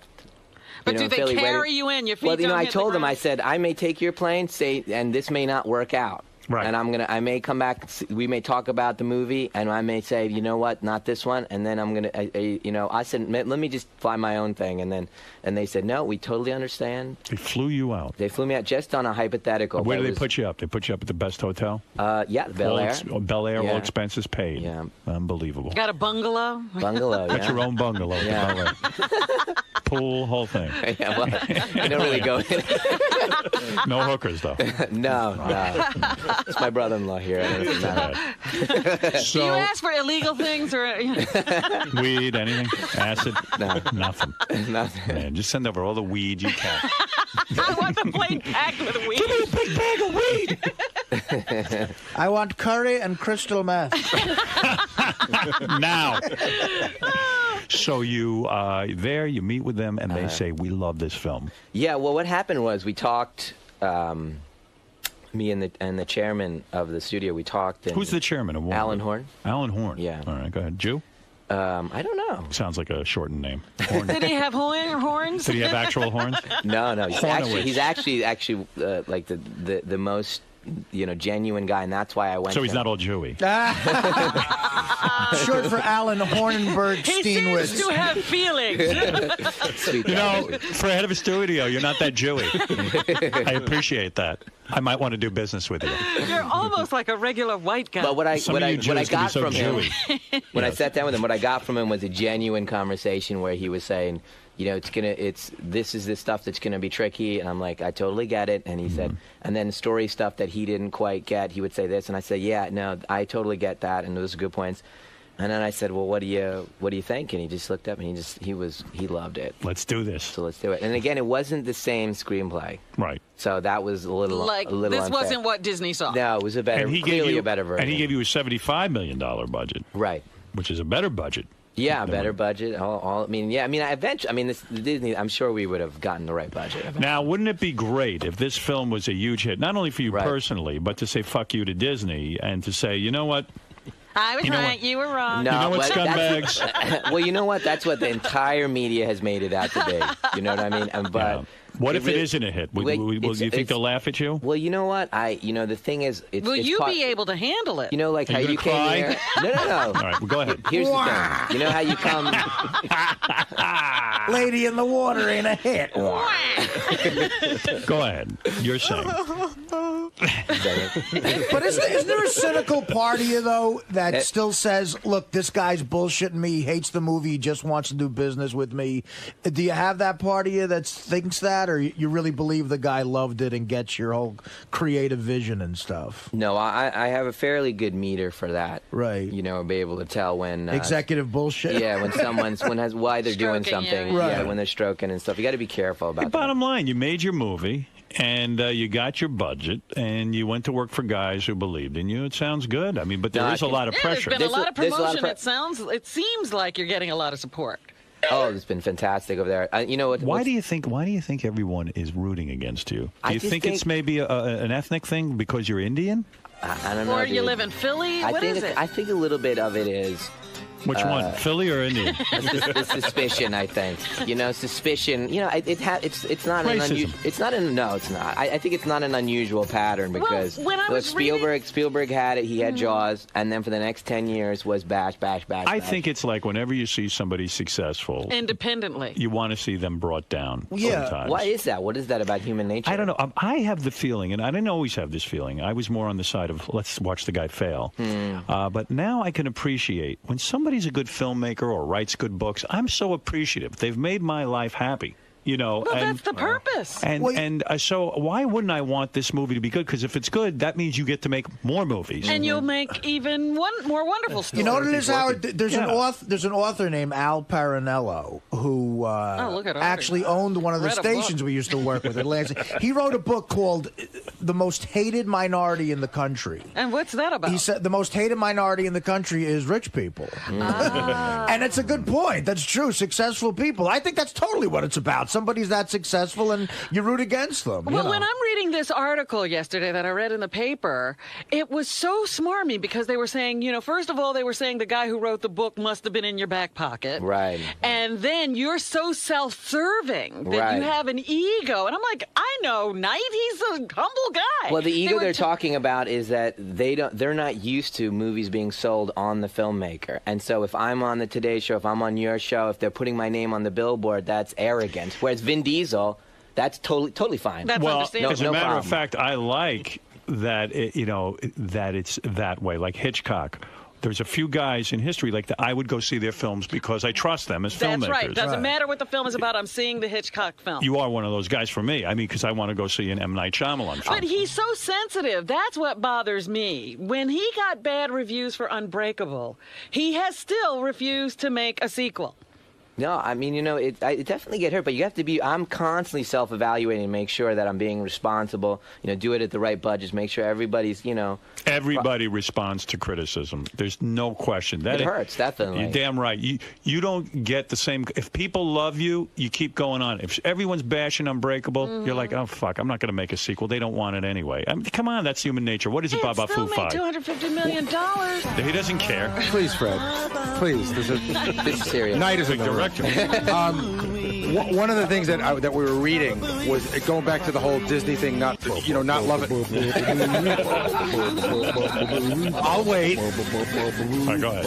One of the things they were saying, in one of the articles I read about Disney not being crazy about the movie was that they weren't crazy about the fact that you had written yourself a fairly large part. That was one of the things. Yeah, I mean, it was like they had a list. Oh, really? And you being in it was on the list. Well, yeah, you know what happens is, look, they're gonna go at me.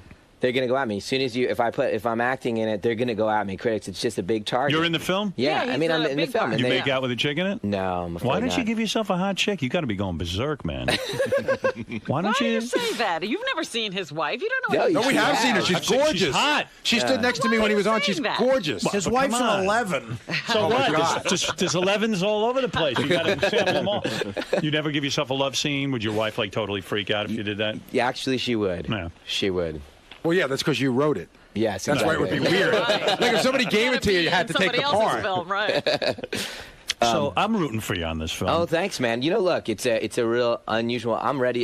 You know, Pirates is been a kind of when's this thing come out? Friday. Yeah, okay. It's going to be a real battle for us to take #1 from Pirates. So they've been 2 weeks in a row now, right? 2 weeks in a row. Ron Howard's daughter naked in this?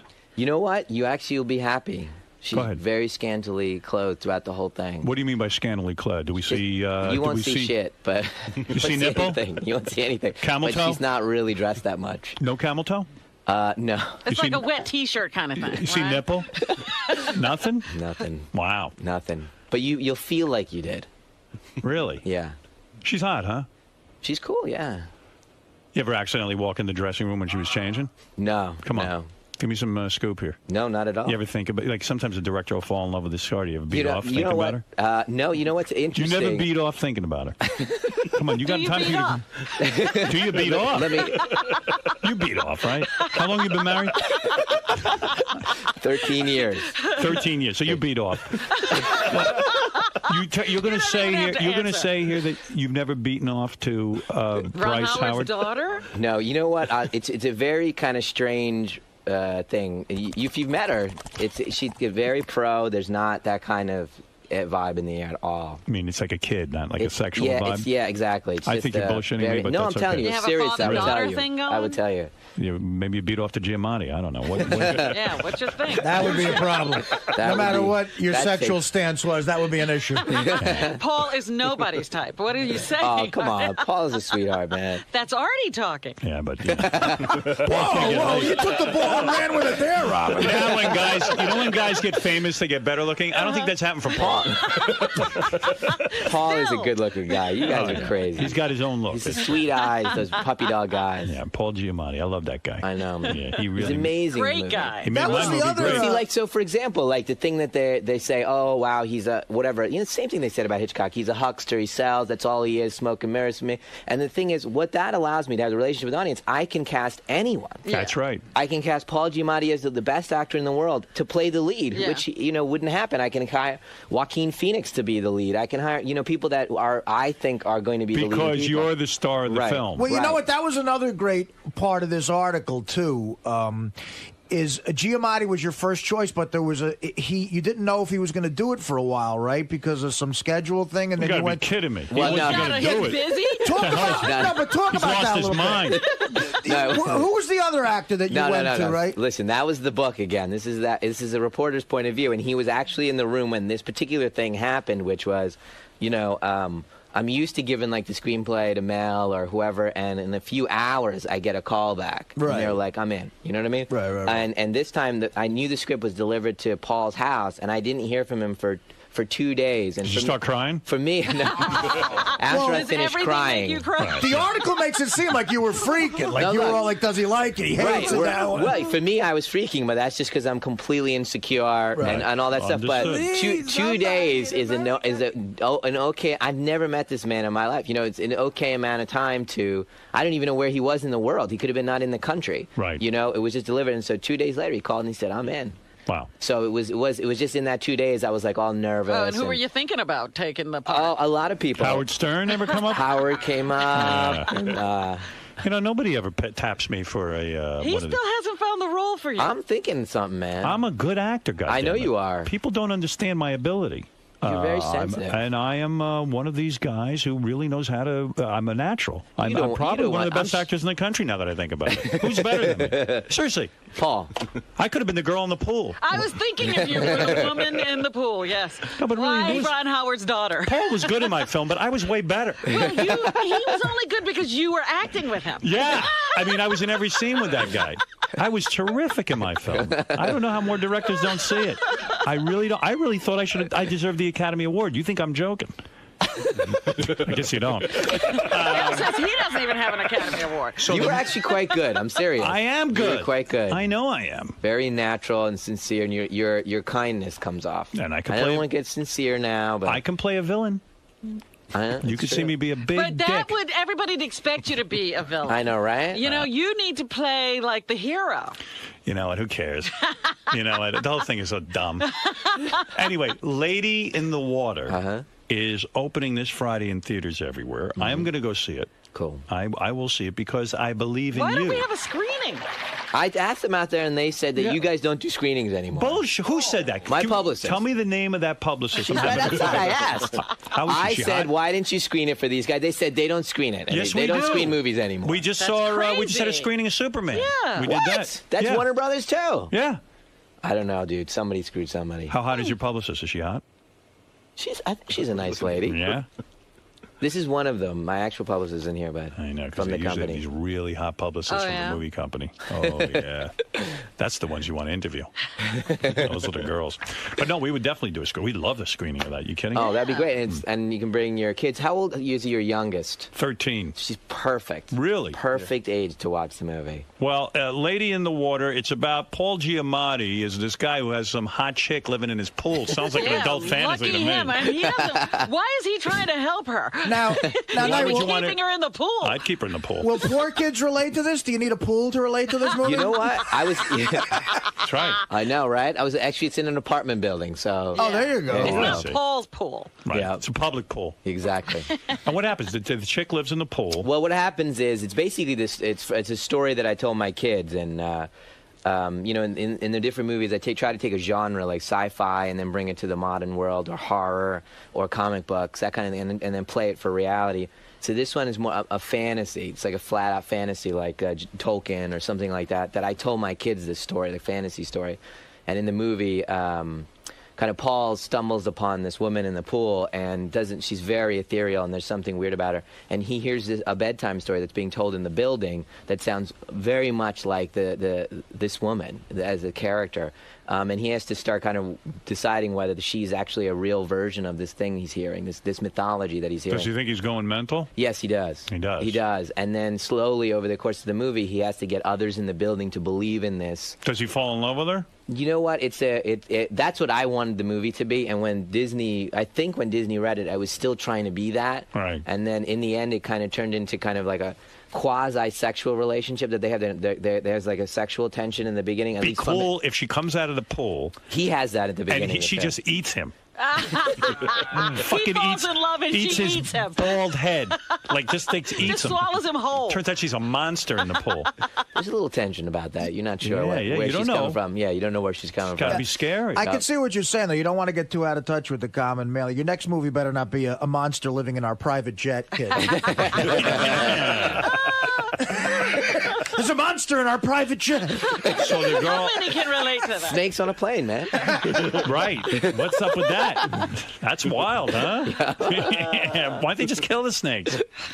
You seen the commercial for that? Snakes in the plane? Yeah. It's a movie about snakes being on a plane. That's not that. Yeah, where's the tension there? You just kill the snake. The weird thing is, like, Samuel L. Jackson's in it, and he's being serious. Well, that's why they call it acting. He's got to start wrapping up. Who's he? Mr. Shyamalan. Knight has to go. Knight has to go. Where are you going next? What's the? I think CNN. CNN. Larry King or something like that. And then Jon Stewart and Jon Stewart. Yeah. Okay. And what about your brother-in-law? He's going to go to all that stuff? No. He just wanted to be here. He loves you guys. That's why. Well, thank you. Well, Knight, I really do wish you luck. Thanks, all of your guys. films Thank have you. been delights for me, and I'm glad you're still making films and that you didn't get defeated on this, and I'm anxious to see it. And I hope it's good, and I hope it kicks ass, and Disney's sitting there weeping that they didn't get the film. Now they'll be crying, maybe. All right. And I know you want to say fuck Disney, but no, go ahead and say it. You can say it. You want to say a dirty word or anything? You don't say dirty. You ever use dirty words? I said one, I think. You did. Do you ever say dirty words in your films? I'm sure. No, not in the films. No, not in the films. All right. Well, it'll be nice to show all these reporters who are writing the stupid stories. I'm sure they're going to pound me no matter. Yeah, they're going to pound me no matter what. I wish you luck. I wish you luck. I do. Did they review the thing yet? No, it'll be on Friday, but I'm sure they're going to. Do you think they'll pound you? You've tested it, though. I guarantee it. Are you the audience, it's my highest scoring audience movie. Yeah. Yeah. Up there, it just got a little higher than Sixth Sense. No kidding. Yeah, but the critics, all they see is me, and they're not reviewing the movie like the reviews that we've seen. They're reviewing me. Don't get bitter. As a human being. I know, that's the thing, right? Then you end up making like dark shit that you don't really, cycles of shit that you're trying to get out. Did anyone ever ask you to make like a Spider-Man or a Superman? Yeah, all of those. All of those. Yeah. Well, he turned down directing Harry Potter. Well, I didn't turn that down. I said yes, but I said they have to wait till Unbreakable was finished, and they didn't want to wait at that time. Yeah, and you got asked to do Superman? Yep. What'd you think of the finished product? I haven't seen it yet, actually. I hear it's good. Yeah, it was good. I liked it. It's good. What else did you get asked? The X-Men? He would have cast Paul Giamatti as Superman. I don't remember, but I think I did. X-Men? Yeah, I dig that. I dig that series. Yeah, but you won't do that. Like, you want to do your own stories. You know what? I think if I hadn't done Unbreakable, I probably would have done Spider-Man. That would have been cool. That would have been cool. See what you do with that. Yeah, that would have been cool. It would have been weird to see Knight as J. Jonah Jameson. Knight's got to put himself in those films. That's right, man. But I would love to see Paul Giamatti as Superman. What's the matter, Gary? I wasn't sure if you brought it up or not. What? Did you get the offer to write the sequel to the Indiana Jones movies? Did you guys talk about that yet? Yeah, I think we talked about it last time. Maybe we did. And you turned it down? Not turn it down. Just I didn't. Wasn't right. I don't blame you. How do you make Harrison Ford an action figure at this point? No. It's tricky with all the guys and trying to make it work out. All the players and that. Very diplomatic. You already got your next film in mind? I do. I have a really kind of an interesting kind of sci-fi idea. What's your idea? can't tell you that. Give me the pitch. Maybe I'll produce it. I can't. You're gonna, rain all over his parade again. He'll start crying. I'll start crying, man. Give me the pitch. I'll tell you it sucks. I'll watch you cry. I'll cry, man. Then Artie will make fun of me. I'll tell that as a Indian music will start. Well, Howard doesn't like it. The next movie is there's a monster living in the kid's private maids. He did that. That joke was funny. Yeah. A little while ago. Did I go one too more? Satellite, you could. Yeah, a little one too many went there. What about? You see, it's about editing. How about a film called The Seventh Sense? That's just a thought I had. What do you think? All right, thanks, guys. M. Night, thank you. And I don't know your brother-in-law's name. Bill. Bill. All Bill right. Loftus. Bill, good to meet you, and we'll be back right after these words. Pretty legitimate interview. It was actually straight. That was the straightest one. The 5th time I've been on, that was the straightest one. You really got Satellites tamed him, man. You know. You really got to vent about Disney though in there. Do you feel as though I didn't vent. He was venting for me. But do you feel as though Stern on Sirius Radio, promote my new show. We got to do better. And I'm also down here just to pay a visit to my boy Howard. As everyone knows, me and Howard from the same town. That's right, from Roosevelt, right? That's right, yeah.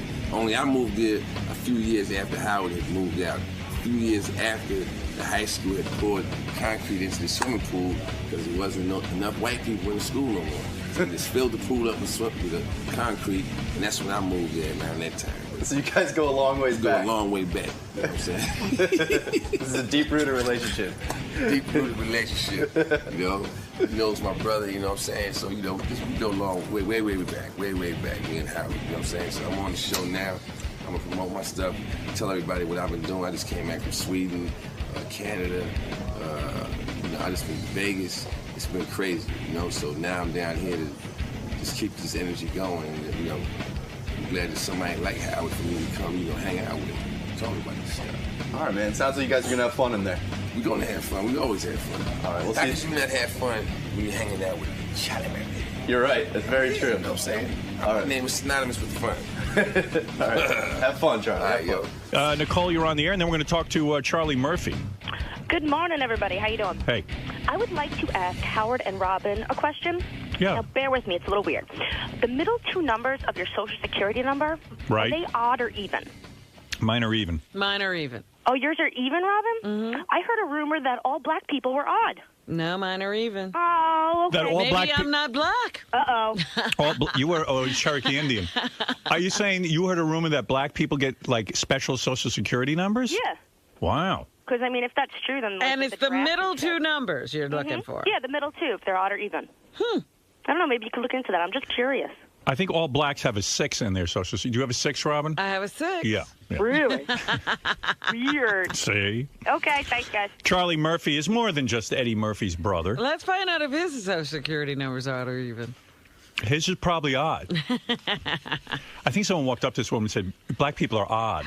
And she assumed it was an odd. Hey! An odd There's number. my man. How you doing? All right. What kind of hat is that? You going to the hat thing? Rock and roll skull hat, man.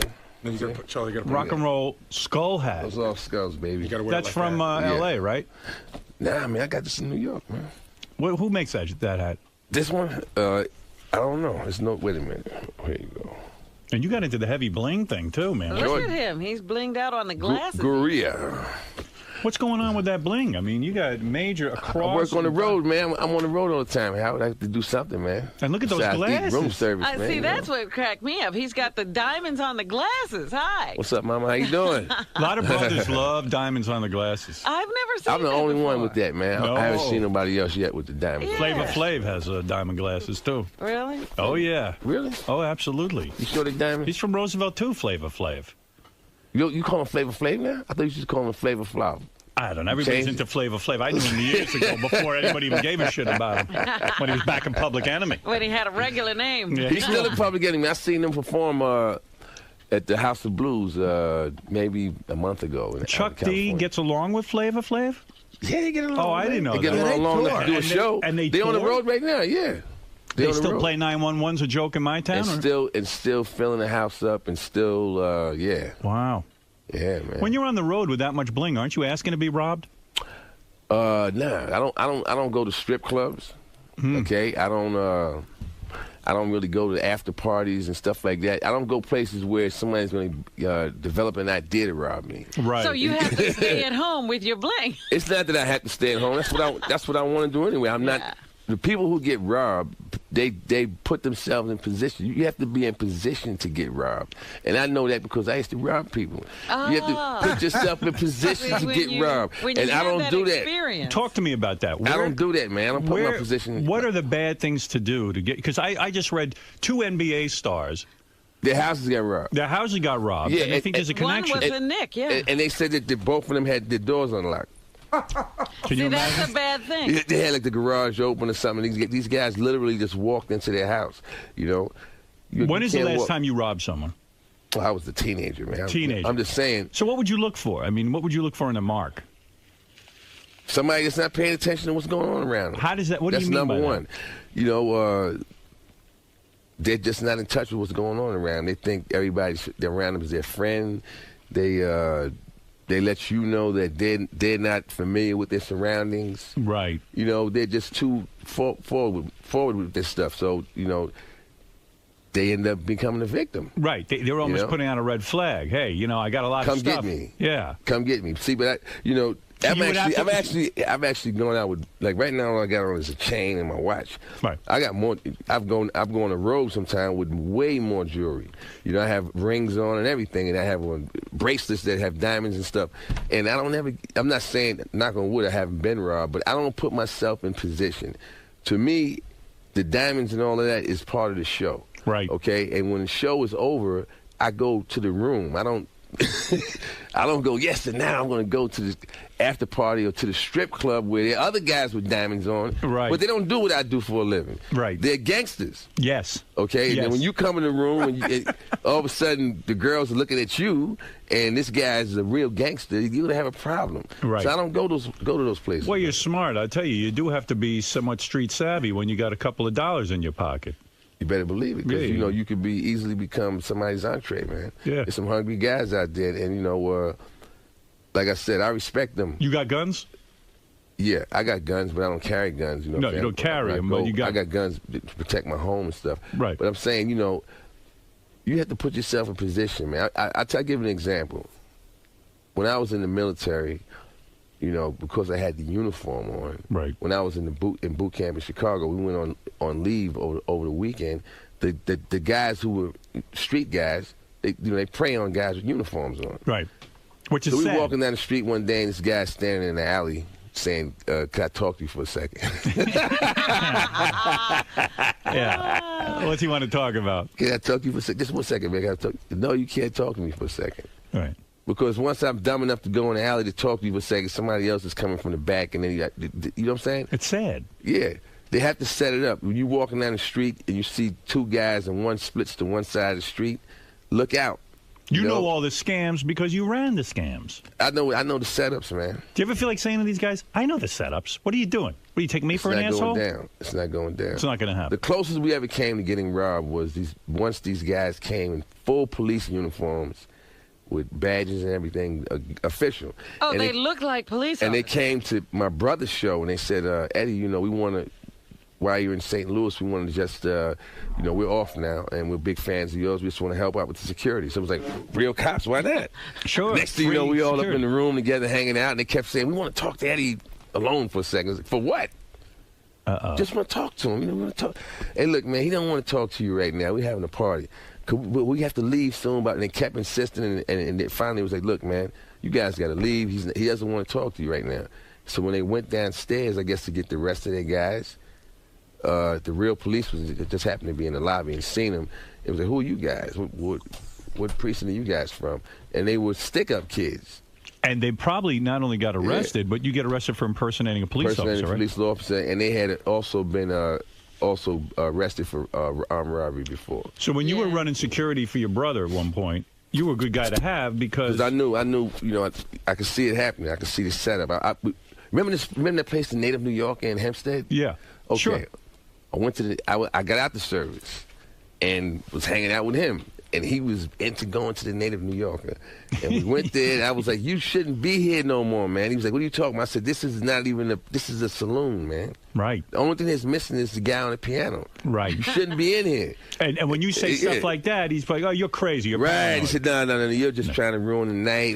Because he was already famous. You're right. He was already Beverly Hills Cop and all of that. Yeah, he was famous at 19, for goodness sake. Right. And you know, they had put many times, he has this amount of money in the paper. Oh. And you shouldn't be in that place, that neighborhood bar where you grew up with all these guys, because guess what? Everybody's unhappy for you. That's right. Nobody's sitting there and saying, wow, he made it out. Yeah, there's some people that are, but then there's, the guy who's not saying it, the guy who's mad that you made it out, you don't really make eye contact with him because he's lurking in the back looking at you with, But when you say that to your brother, he's like, hey, you don't know shit.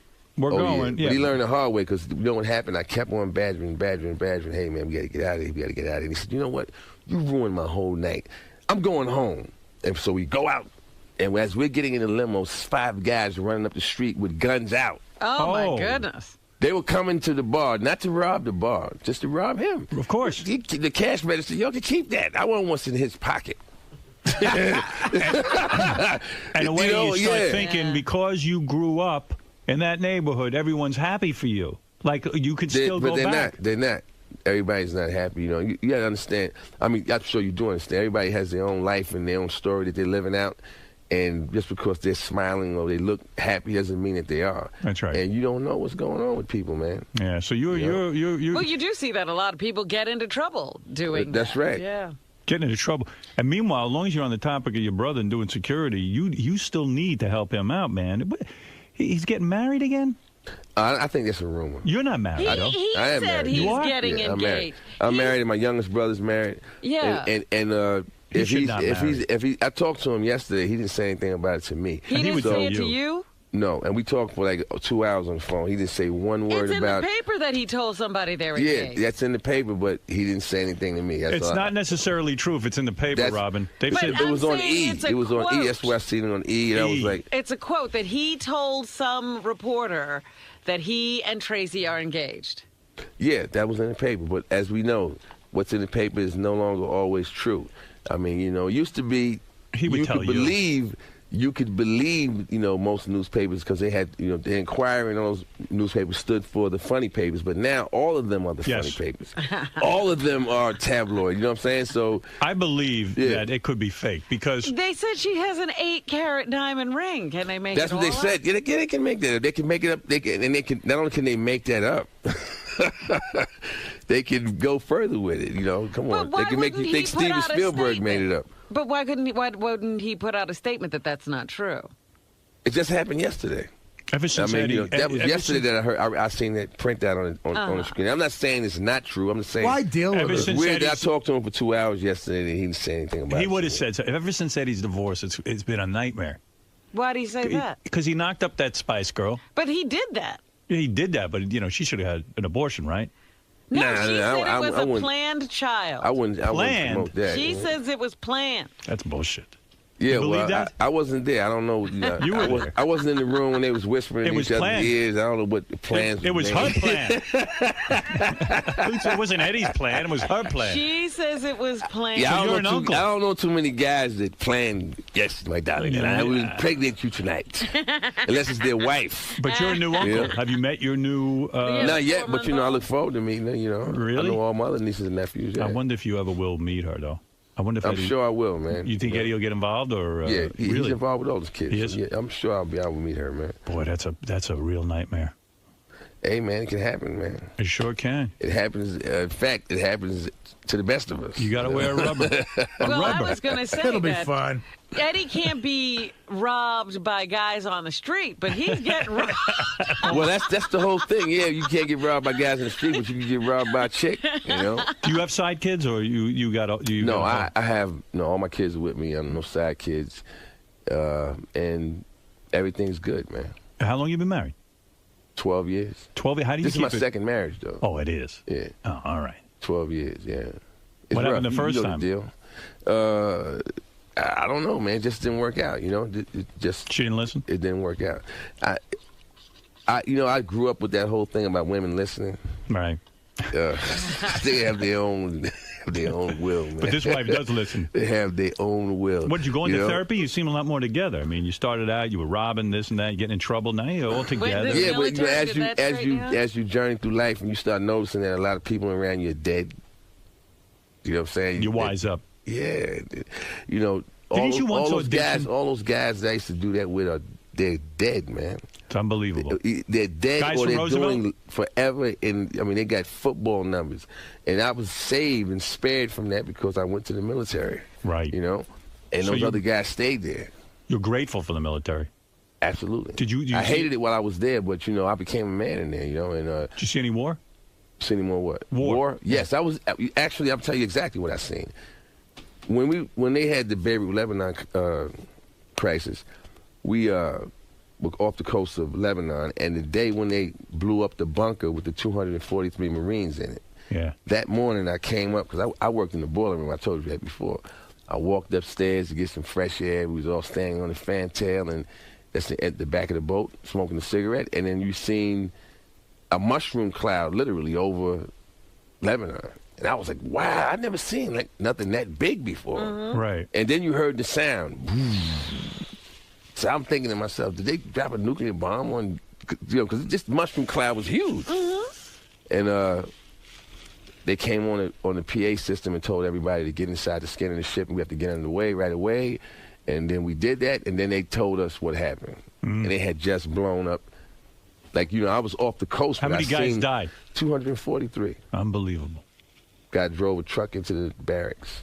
And look at the mushroom cloud that caused. And killed everybody, man. Yeah, man. That was the exact day that I said I don't want to be in the military no more. No, it's scary shit. Yeah, it all became reality. When I went in the military, it wasn't because I wanted to fight anybody. It was because I wanted to get an education. you know? Right. And I think that's the case with most of our military now. These days, nobody's growing up saying they want to go out and kill somebody. They're willing to do it for the opportunity. They're willing to do and it now for the they're in a opportunity war. and education, and then now you're indebted. Now you got to go over there and serve. And it's a shame that, you know, if you're going to be in a situation like that where you have to go and serve, that you're doing it because the people that are in charge have a false agenda. Yes. You know, and you have to, you know, when I was in the military, it's all about being loyal to your unit, loyal to your flag, and it's like, I kind of get angry when I go, yeah, you want to be that, but then the guy that's in charge, the guy that's at the top is lying. The guy in charge. He lies to you. You know what I'm saying? Yes, the guy in charge has got to worry that he's doing the right thing. You're absolutely right. He this is a doesn't tell you betrayal. anything. He lies to you, and then, you know, people die, man. Jeez. You know? Yeah. That's exactly the tragedy we're undergoing. That's the tragedy. Right. That is the tragedy. Makes man. me upset to think about That is the tragedy. I mean, one of my biggest things, you know. How are we not out in the street protesting? Well, I do mine in my own way. You know, that's part of my show.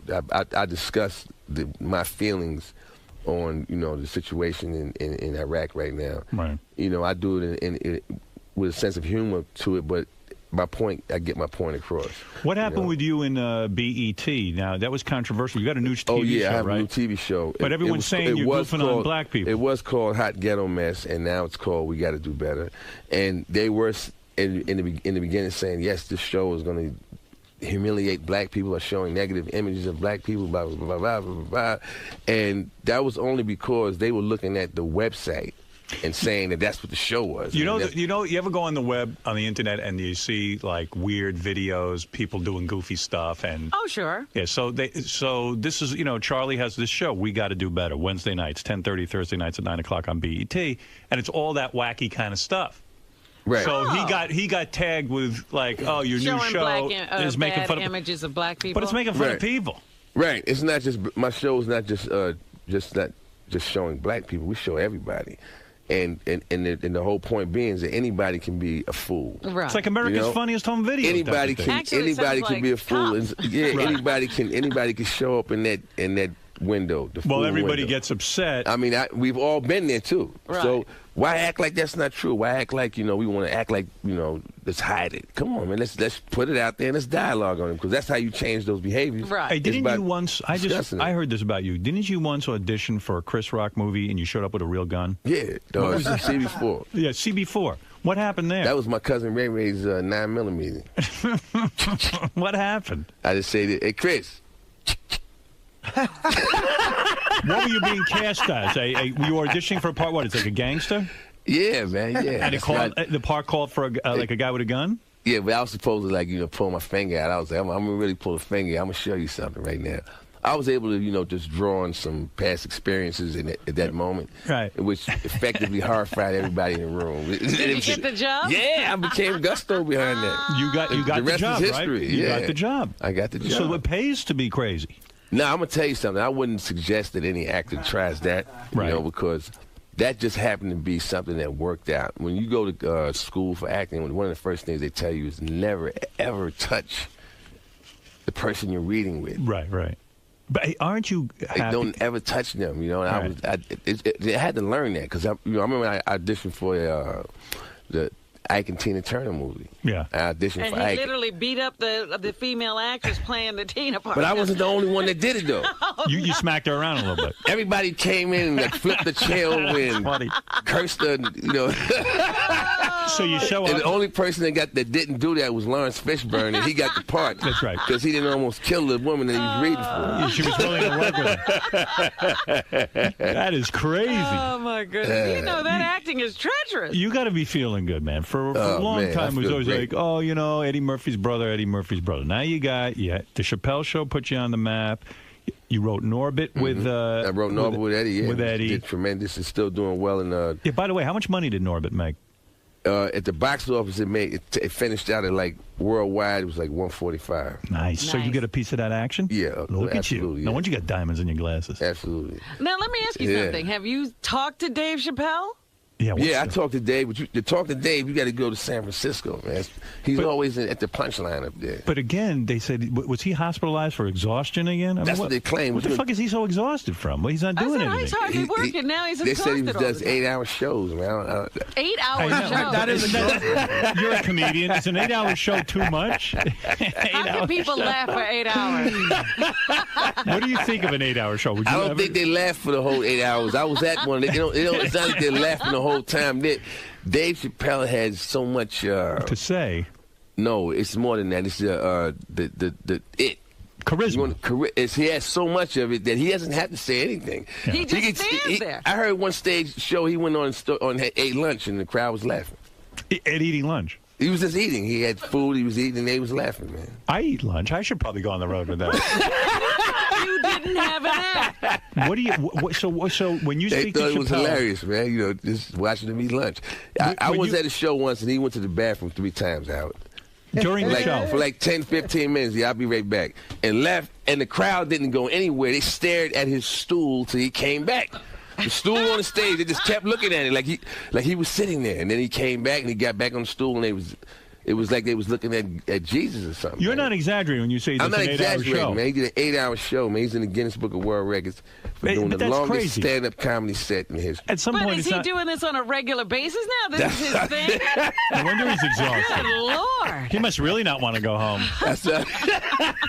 So what do you want to? So do you ever say to him, "Listen, man, we could still get back together and do that Dave Chappelle show"? And I never put no pressure on Dave, man. Right. Because I always felt that he was.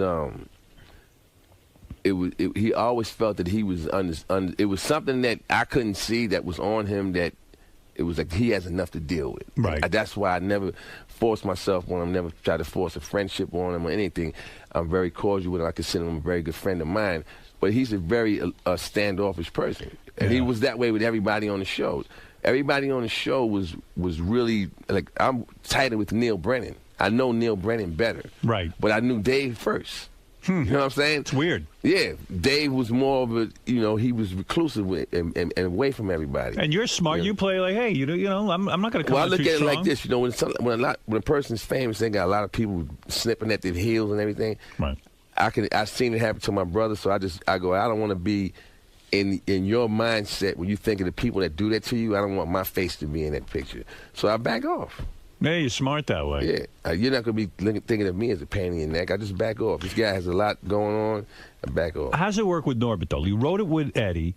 Right. The movie becomes a huge hit. Now, when you're making the movie, are you on the set every day because you're the writer? No, I couldn't be on the set every day because I had work. You know what I'm saying? I know, but this is your work. You wrote the movie. Yeah, I wrote the movie, but then this is the idea. I wrote the movie, and the script is cast or whatever. This is what we're going to do. How do you write the movie? Do you sit there in a room with Eddie every day? Yeah. How long does it take to write a script? Whose idea was it? I mean, does Eddie say, I got this idea? It was Eddie's idea. I was home, and I was going to, the Chappelle Show season was finished, and I was sitting at home. I was going to go up to Canada to do King's Ransom with Anthony Anderson. Okay. And I had 3 weeks off. And Eddie said, you got 3 weeks off? Let's write a movie. And I was like, about what? And he said, just come out here. And I flew out there, and we sat down, and within an hour or so, we came up with this idea. And then I went back to the hotel and put tape on the windows. Why did you paid me in cash and said, you're writing this before you leave. And so you really got to work on it.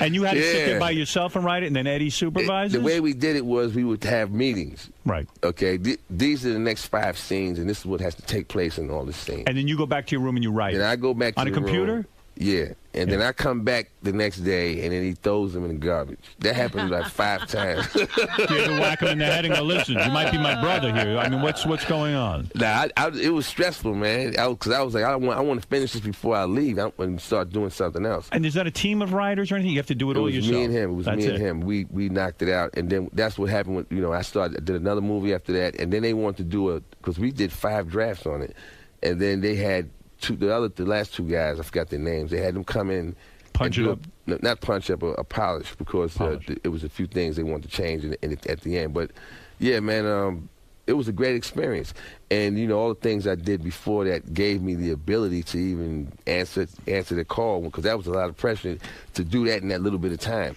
So when a movie like that comes out, you get a piece of the action, right? I mean, if you wrote it, you get paid a writer's residual. Just like actors get paid an actor's residual, producers get paid residuals. Everybody gets paid. Can you make a couple of $1 million? Yeah. Once the movie goes into profits, man, it's in the profits. This is crazy. Profiting. Oh, wow. Yeah.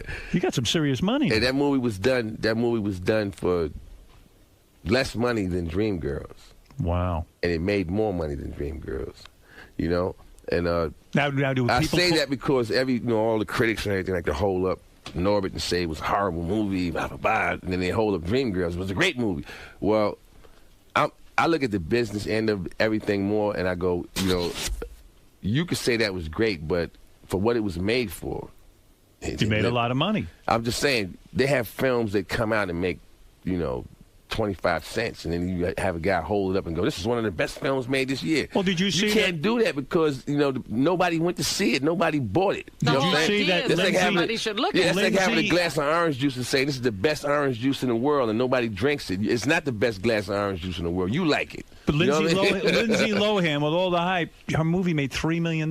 Yeah. $3 million. That's it. Well, I didn't see the movie. I'm not going to say anything about the movie, but, I think people judge you by what they read in the paper, and she's been having a lot of problems, so that might be the backlash of that. When your movie makes $145 million and you're the writer of it, I imagine other people are approaching you to write movies now, right?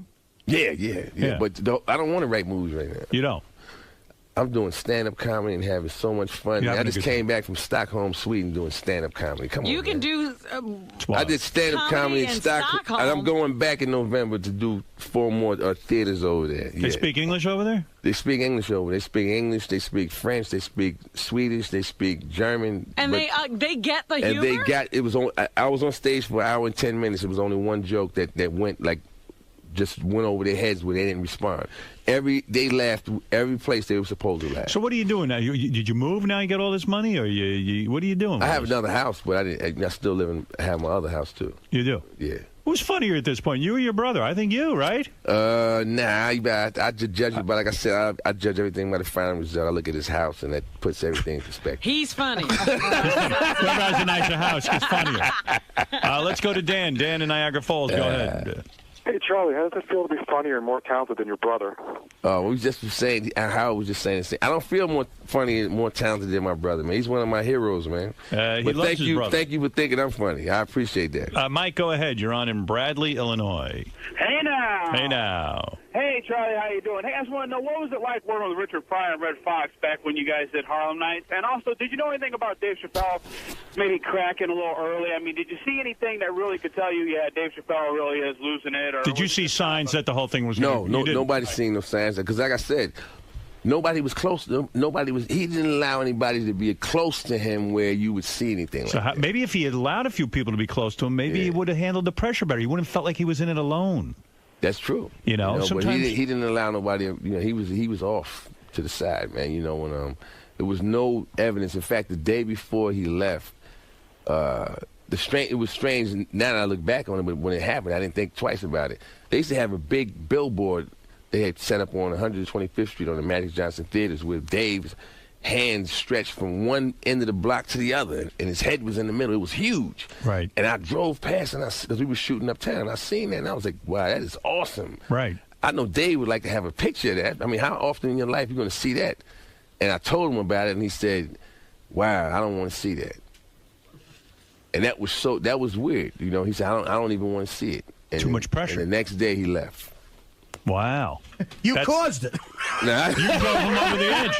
You want to tell him about that fucking billboard. You'd still be working on that show. That's it. No more billboards. I'm out of here. Going to Africa, goddammit. I'm out of here. Oh, that's a good Chappelle. Rocky, you're on the air in Boston. Hey, hello. Now. Yes. Hey, I just want to tell you, man, that movie was awesome. I had no one even want to see it at all. In the first 10 minutes, I was laughing my ass off. Norbit. Yeah, Norbit. Hey, really thank you. I appreciate that, bro. Yeah, I'm really looking forward to whatever you got out next, because it's going to be good. Yeah, he's a hard-working man, and he's coming up. And if you want to go see Charlie's comedy tour dates, you go to charliemurphycomedy.com. You got his website up there. You could go over and you do anything in New York soon?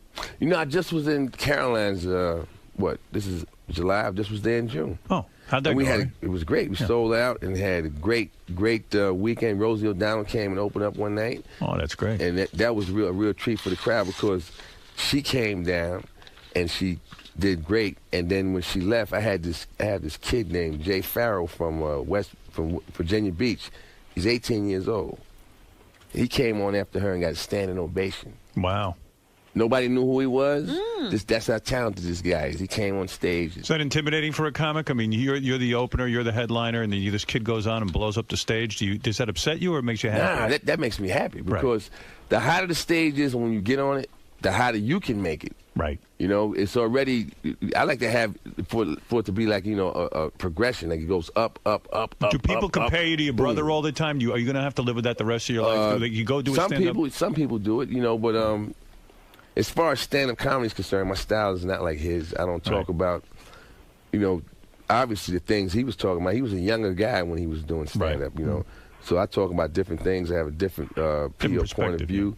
And, so it's different. There's no way to compare it, Let's go to Irish John. Irish John, you're on the air. You're on with Charlie Murphy, who hosts We Gotta Do Better Wednesday nights. 10:30, Thursday nights at 9 on BET Network. Hey, Charlie, what are your feelings when people start throwing around the gay rumors about your brother Eddie? You ever have to beat anybody's ass? Yeah, Eddie gets that once in a while. I'm gonna tell you something.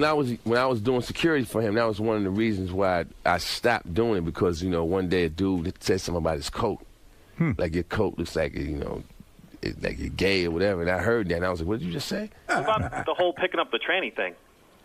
What do you mean, what about it? What about it? Like, what's the real story behind it? The real story is what he said, man. He was trying to be nice to somebody, and it backfired and turned into what it turned into. So the reason why I believe that story is because I'm heterosexual, okay? I know that. Now, if tomorrow you said, it's against the law to have sex with women, punishable by death, I'm getting a death penalty because I'm doing it again. You know what I'm saying?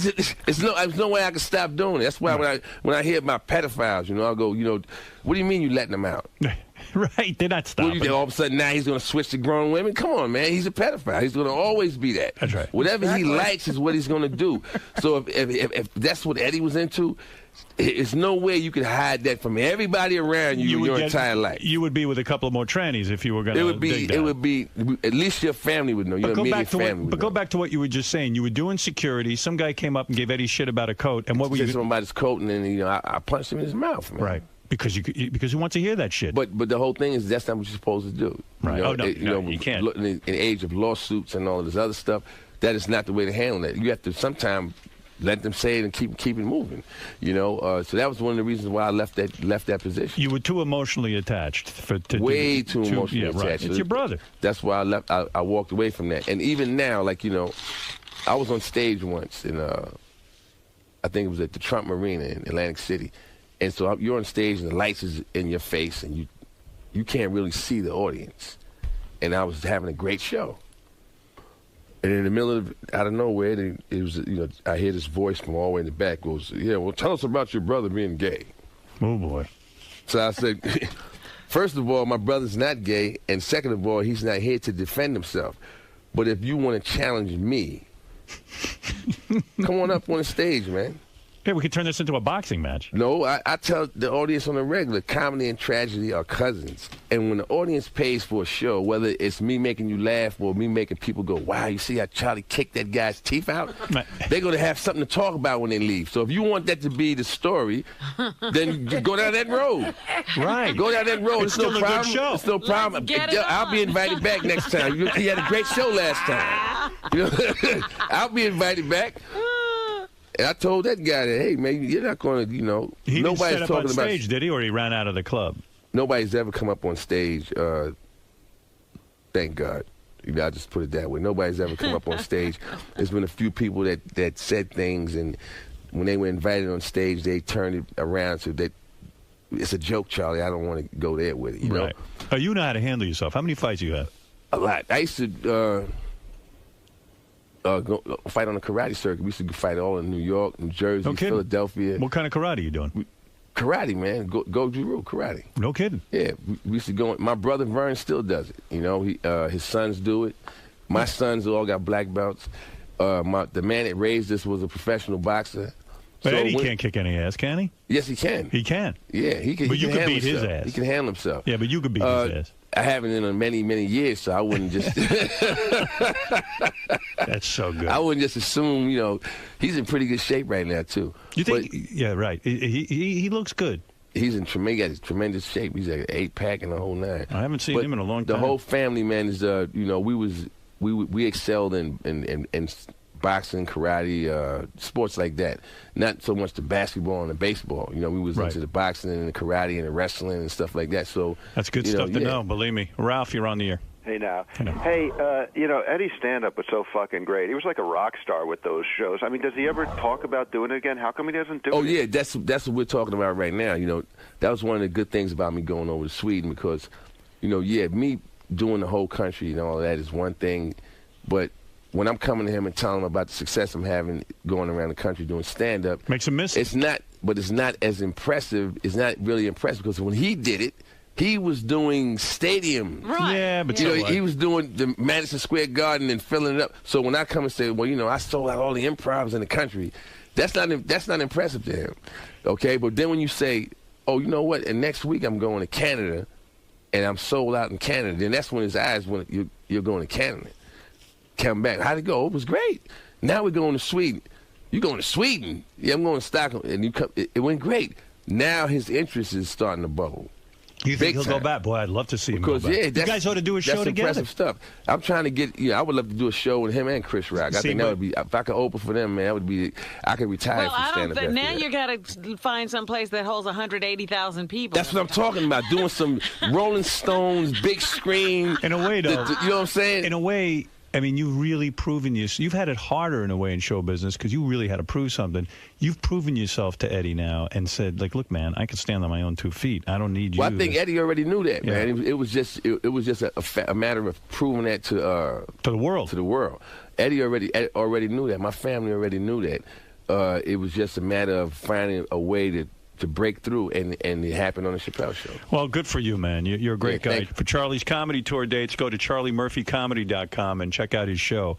And don't try to get into a fight with him because he'll kick your ass on stage. That's right. That's the point. Great seeing you. Blood spurting everywhere. Great seeing you again. You will be beaten. We'll be back right after these words. Thanks, Charlie, for coming in. We'll be back right after this. Man. Later. Charlie, that was cool in there. You guys had a good time. Real cool, man. I got to, do my thing. Of course, Howard is one of the best when it comes to doing an interview. We had some fun, man. That's what I came here to do. You talked pretty openly about, some behind-the-scenes stories with Dave Chappelle. And are you worried that affects your friendship, the fact that you're talking about, giving away some stuff? Or what did I say? No, you didn't say anything bad or anything, but just that you're giving away some personal. I'm just being real, just telling the truth. You can't get mad at me for telling the truth. Right. You know, and if you do get mad at me, hey, you know where I'm at. That's how I look at it. Now, some of the callers, and even Howard and Robin, they want to know some stories about, they want you to clear up some stuff about your brother Eddie. Like what? You know, they asked about the transvestite story, and they want to... Yeah, that's an old story, man. And, you know, everyone knows the truth at this point. You know what I'm saying? He's a family man. He made a mistake. You know? He picked somebody up and tried to help him, and it turned into what it turned into. But the point I made is, if that's what you into doing, it would have happened again. You'd be like a repeat offender, like you were saying, with the pedophiles. You don't just stop doing that. Right. Do you get sick, though, of answering questions about your brother, you know, when you go on shows like Howard's? And No. I don't get sick. It's all part of who I am. And part of your life, right? Exactly. Yeah, I can't, you know, develop a attitude about discussing those issues. But you guys speak well in there. You guys seem to enjoy each other's company, you and Howard. So thanks. It's always a good interview. All right. Thanks for stopping by. Good luck with your new show, man.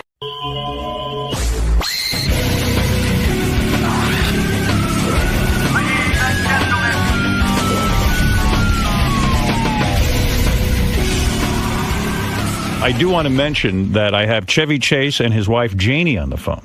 We have patched things up. We are all friends now. Right, Chevy? Hello? Chevy. Can anybody hear me? I hear you. It's Howard. How are you? How you doing? Hi, Janie. Hi. You know, it's funny. We don't have anything to patch up. I mean, when we saw each other the other weekend, yes, we were just talking like that, you know, and it was kind of nice. You know what? You know what was weird? Chevy and I were at a party with Janie, and you know when we were talking, I looked out of the corner of my eye. You know who was watching us the whole time you and I were talking? No. The creator of Saturday Night Live. You know, the Lorne Michaels. Yeah. He had his eyes on us as if he was seeing like President Nixon meeting with Ronald Reagan, like it was two real important figures in history. He was smirking and watching. But I notice you don't talk to Lorne Michaels. Why is that? I just didn't have much to say that night, but I do talk to Lorne. I mean, we don't have any bad things to say about each other. He's like a brother to me. I didn't know. I thought there was maybe some beef or something. I didn't know. Oh, no. And there was something else charming, I realized. When Paul McCartney, John Bon Jovi, Billy Joel, Roger Waters from Pink Floyd, when they were all up there performing together, Jimmy Buffett. Was Roger actually performing, too? When they were all up there performing, you took out your cell phone and you said to me, damn, I can't get my cell phone to work. I want to take pictures of this. After all the years on Saturday Night Live, after all the years in movies and television. He's still impressed by other things. You were still moved enough to want to take pictures of this. You're not that jaded, are you? Not that jaded. I am very jaded, and by the way, those pictures stank, Howard. You know, we tried to put them up on the computer and stuff, and I really couldn't see Paul out well, and John and all of them trying to sing.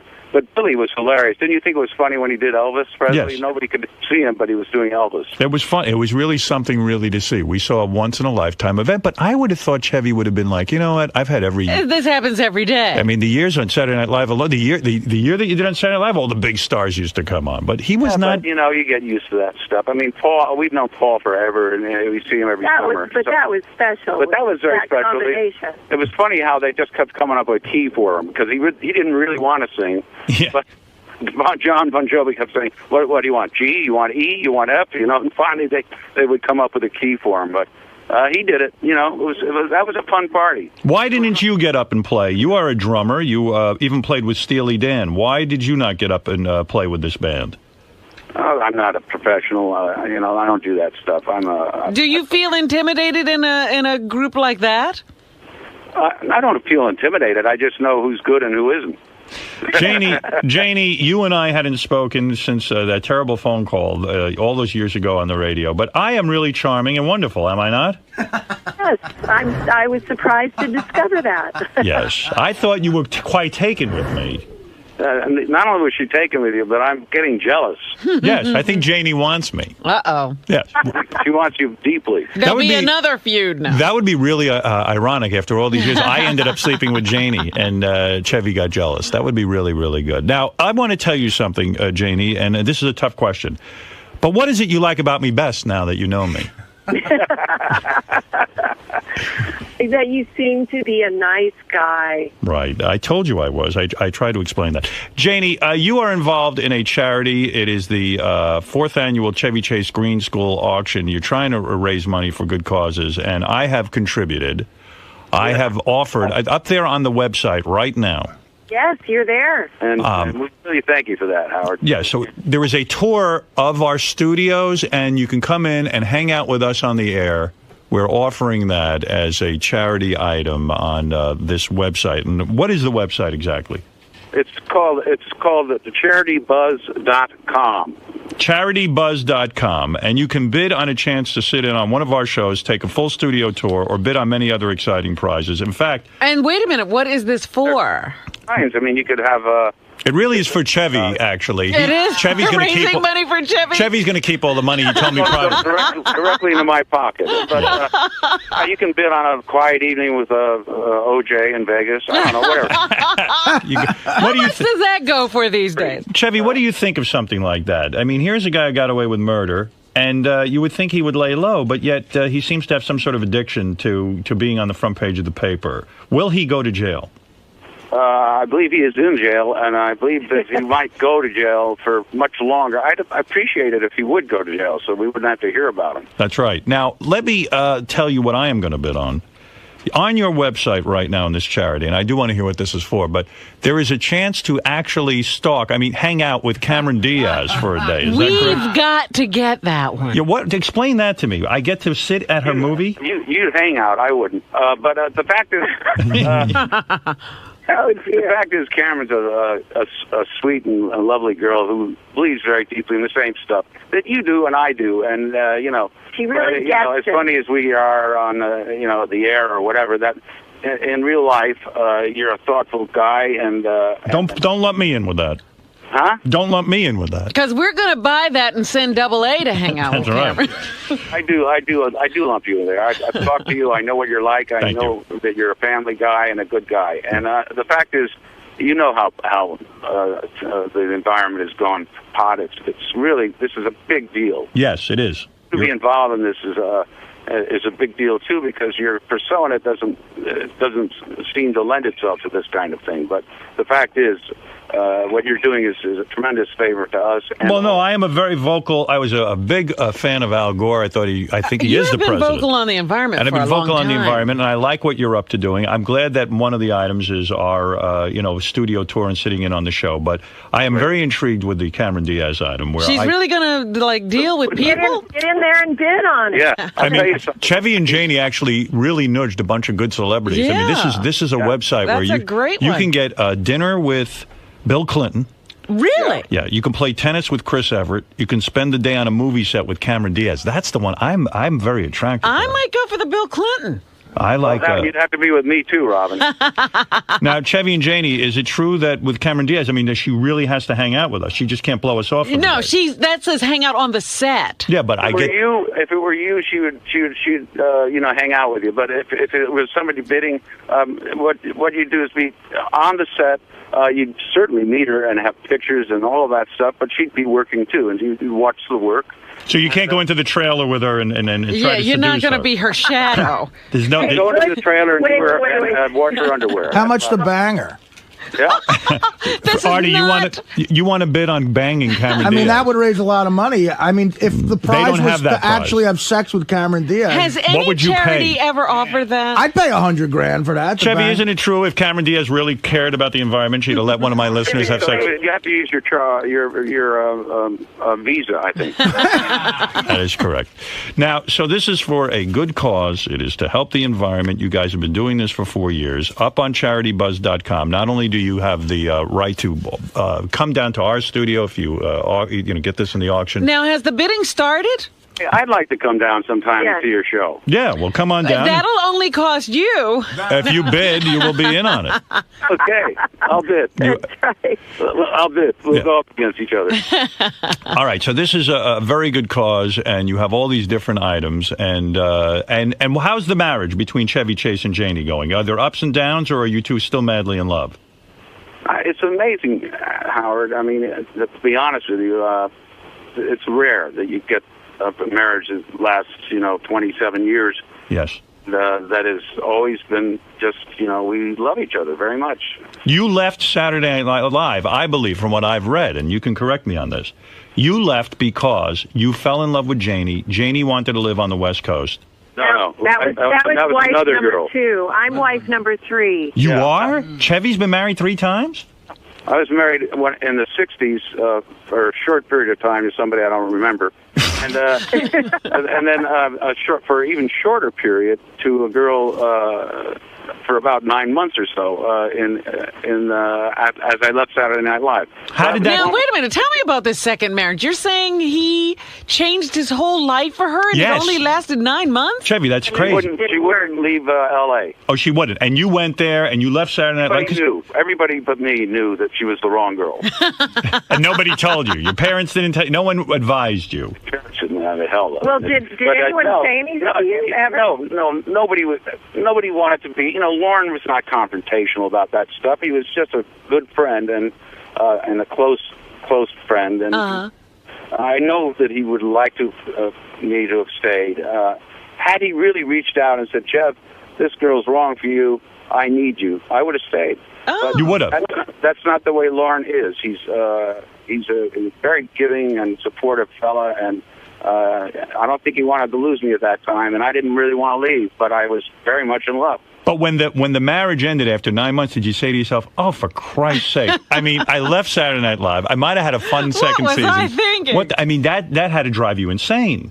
It did. I mean, ultimately, I had a film career that happened and all that stuff. So right. It all worked out well. I enjoyed myself and made some bucks. But the fact of the matter is I always regretted not, staying with that show longer because it was really my show. I mean, I founded it with Lauren, and I regret it, looking back. But, hey, a lot of people do silly things in their lives. But was Belushi and Aykroyd so mad at you that they stopped talking to you because they felt you were undermining their success by leaving? No. They didn't care. John was a little jealous, and he had a right to be. Nobody could pronounce his name. John probably wanted you to leave. But he wanted me out. And it got Bill Murray in. But we got Bill in, and the fact is, John was wonderful, and I was just suddenly this big star, and it's because I said my name every week. This is what I told John. But John, and then nobody can pronounce yours. And John was probably a little more jealous than I had thought. In fact, I learned that much later. Yeah, I thought John, from what I've read, I mean, what the hell do I know, that John really thought he was going to be the breakout star the first year, and it turned out to be Chevy. He deserved it, and so did Danny, who was a resident genius. Genius.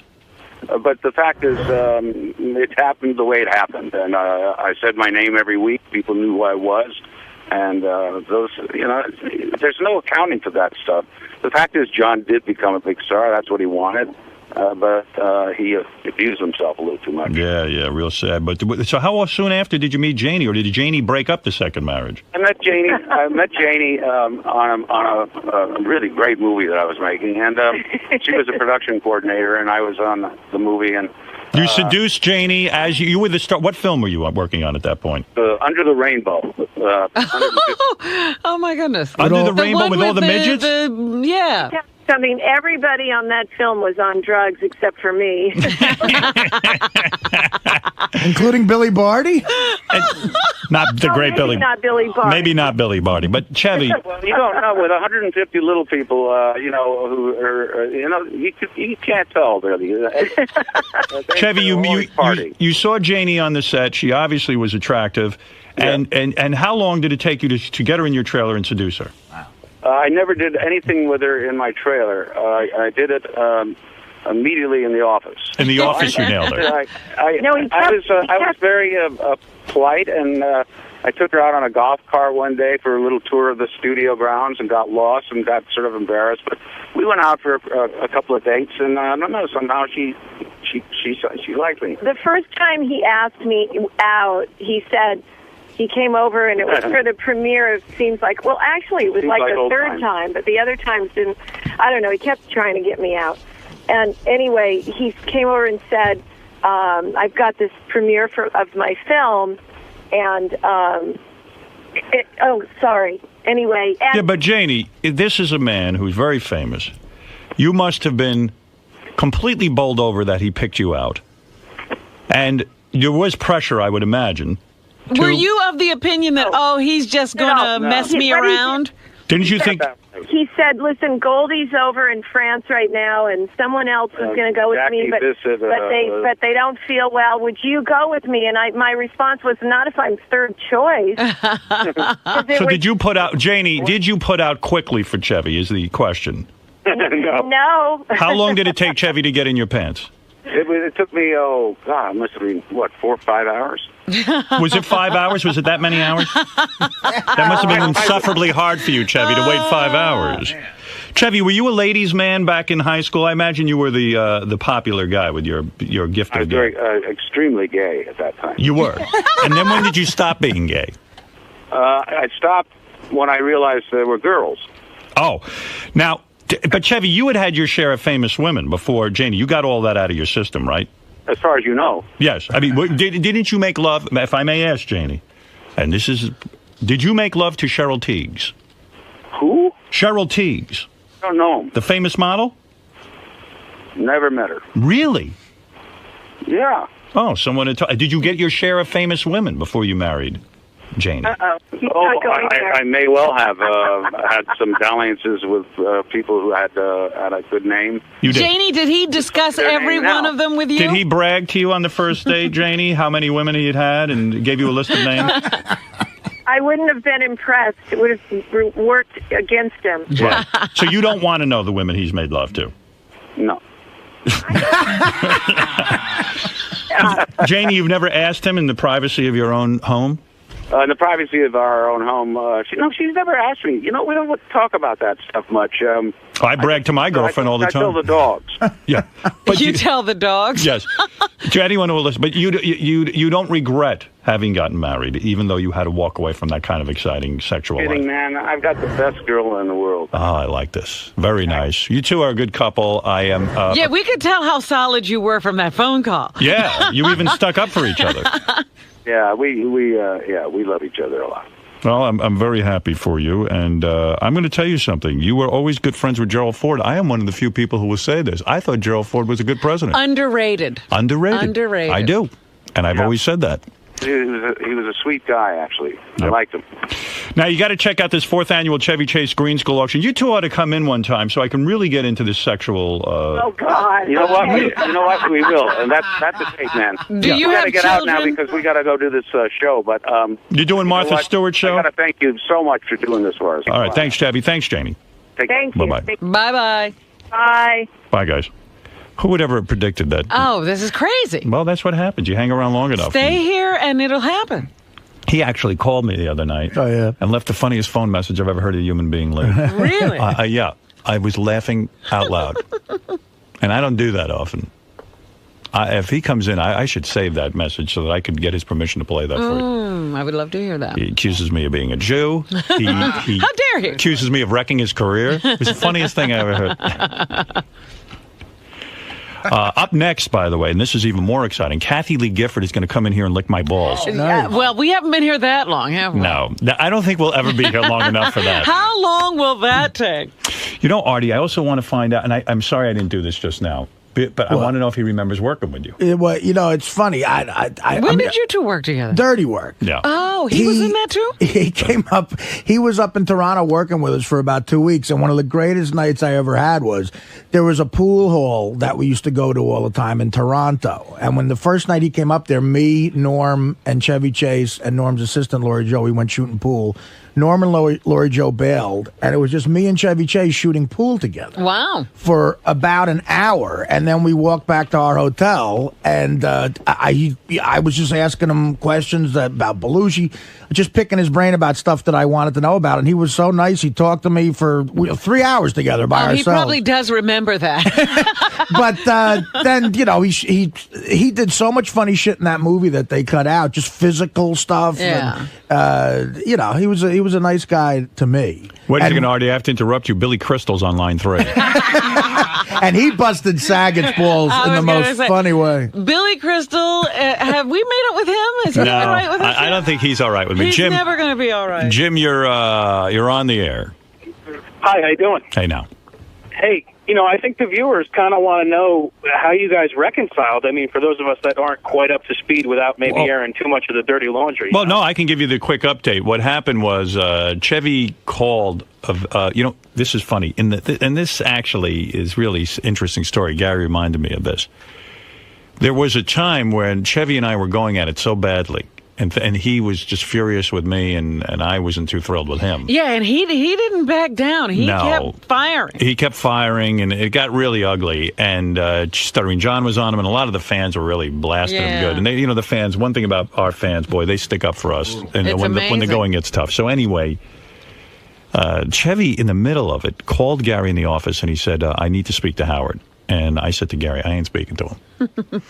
So Chevy said to Gary, "Listen, it's not even. I don't care if he makes up with me or not. It's nothing about that." He says, "I have a source that tells me someone went to the Inquirer, said something about Howard. They're going to blast him in an article." Now, I actually appreciated that. Now, what the hell this source was or what the story was supposed... The story never appeared because guess what? There's really no story with me. You know that. But he gave me a heads up. Really? That was the first thing, yeah. And then what happened was several months later, Chevy called Gary and said, "Listen, this whole feud thing is really getting to me, and it's just silly already. Any way to patch things up?" And somehow, I don't know, we ended up speaking, and I ran into Chevy in California. I was with my daughters. I was two of my daughters, and I took them to a hotel, and I walk out of the hotel. Who's standing there? Chevy Chase. And we started talking, and we worked things out. And he said, "Yeah, I said some shit about you. I'm sorry I said it, and, I don't know." And I said, "Yeah, man." And he seemed like a really decent guy. And, he is Chevy Chase and Saturday Night Live. Right, it's that whole thing. And I'm actually, a big fan of his work and have a lot of respect for what he did. And the fact of the matter is, so we worked things out. And I came on the air, and I told Robin that I ran into him. And, and we just kind of dropped the whole Chevy thing. Yeah.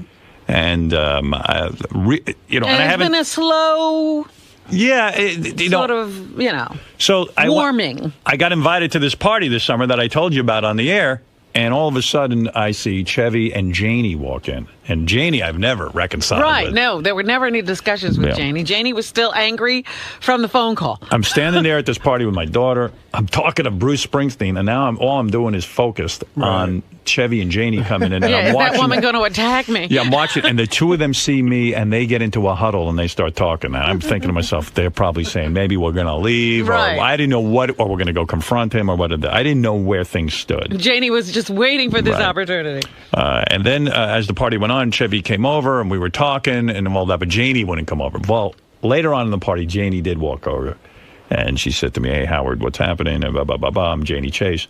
I said, "Oh, hey, Janie." I said, "Look, we've never had a chance to talk. I know things got really weird." I said, "But boy, we sure did some good radio together." She didn't really. Yeah, she goes, "Well, it was good for you." I said, "Yeah," and I said, "Well, gee, I feel awful about how this all went down. I've had a chance to reconcile with Chevy and all of this, and she was really actually lovely, made it easy, and started asking me about my kid who was here and all that kind of stuff." And yeah, the good radio thing, that only ever works with Trump. Right. Yeah. He appreciaes that. He does. And then like my feud the time I had with Sam, that blew over, and the feud with Bon Jovi blew over. Yeah. I mean, here I am at Bon Jovi's house. We had a huge feud, it was unbelievable. So it was kind of neat that, it all worked out. And then I heard about their charity with the environment. They were really donating a lot of money and trying to raise money. Got some good stuff up there for auction. Yeah, and I said, "Hey, I would like to help out." They asked me if I would help out, and I said I would. So that led to this call last night where they thanked me for putting this item up for bid. And again, we welcome anybody to bid on it. It's for a good cause. And come on down here and spend some time with us, to sit in for an hour or something. I'd like to, Howard, but I think I'm going to go for Clinton. I'm going for Cameron Diaz myself. I think hanging out with Cameron Diaz for a day would just be absolute ball torture. Well, I could probably pinpoint the exact time and year that initial phone call happened. Yeah. I'm going to say late July 1988. And the reason I know that is because it sounds so it's taken 10 years, 20 years to. Is I went. Me and my friends were such big fans of the show at that time, and you hadn't even gotten into Philly yet, I think, or maybe you had just gotten into Philly. And me and my one buddy, Kevin, went away on a vacation. We saved up money and we went to Cancun for a week to try to get laid, which we didn't. Right. And then when we got back, my buddy Deej picked us up at the airport, and the big fucking news was that you and Chevy Chase had this blowout on the air. And he told me, he goes, yeah, Howard was telling him, your movies suck now. And Chevy was saying, I turned down 12 movies a day. And you said, I turned down a movie today. And it was like really big news. And I'll never forget that I didn't hear it because he was telling me about it. And that was in July of '88. We went away. So that's probably how long ago we're talking about, almost 20 years. Yeah, it was awesome radio. I mean, I called their house. And it was big, Richard it was big news. And even Chevy in this phone call to me goes that he left me the message saying that if we'd want him, he would come on the show. Right. He said, we're going to be in the car. We're going to do the Martha Stewart show with my wife. But he said, I would be happy to call in. And he said, here's my number. He said, but don't give it to Richard Belzer.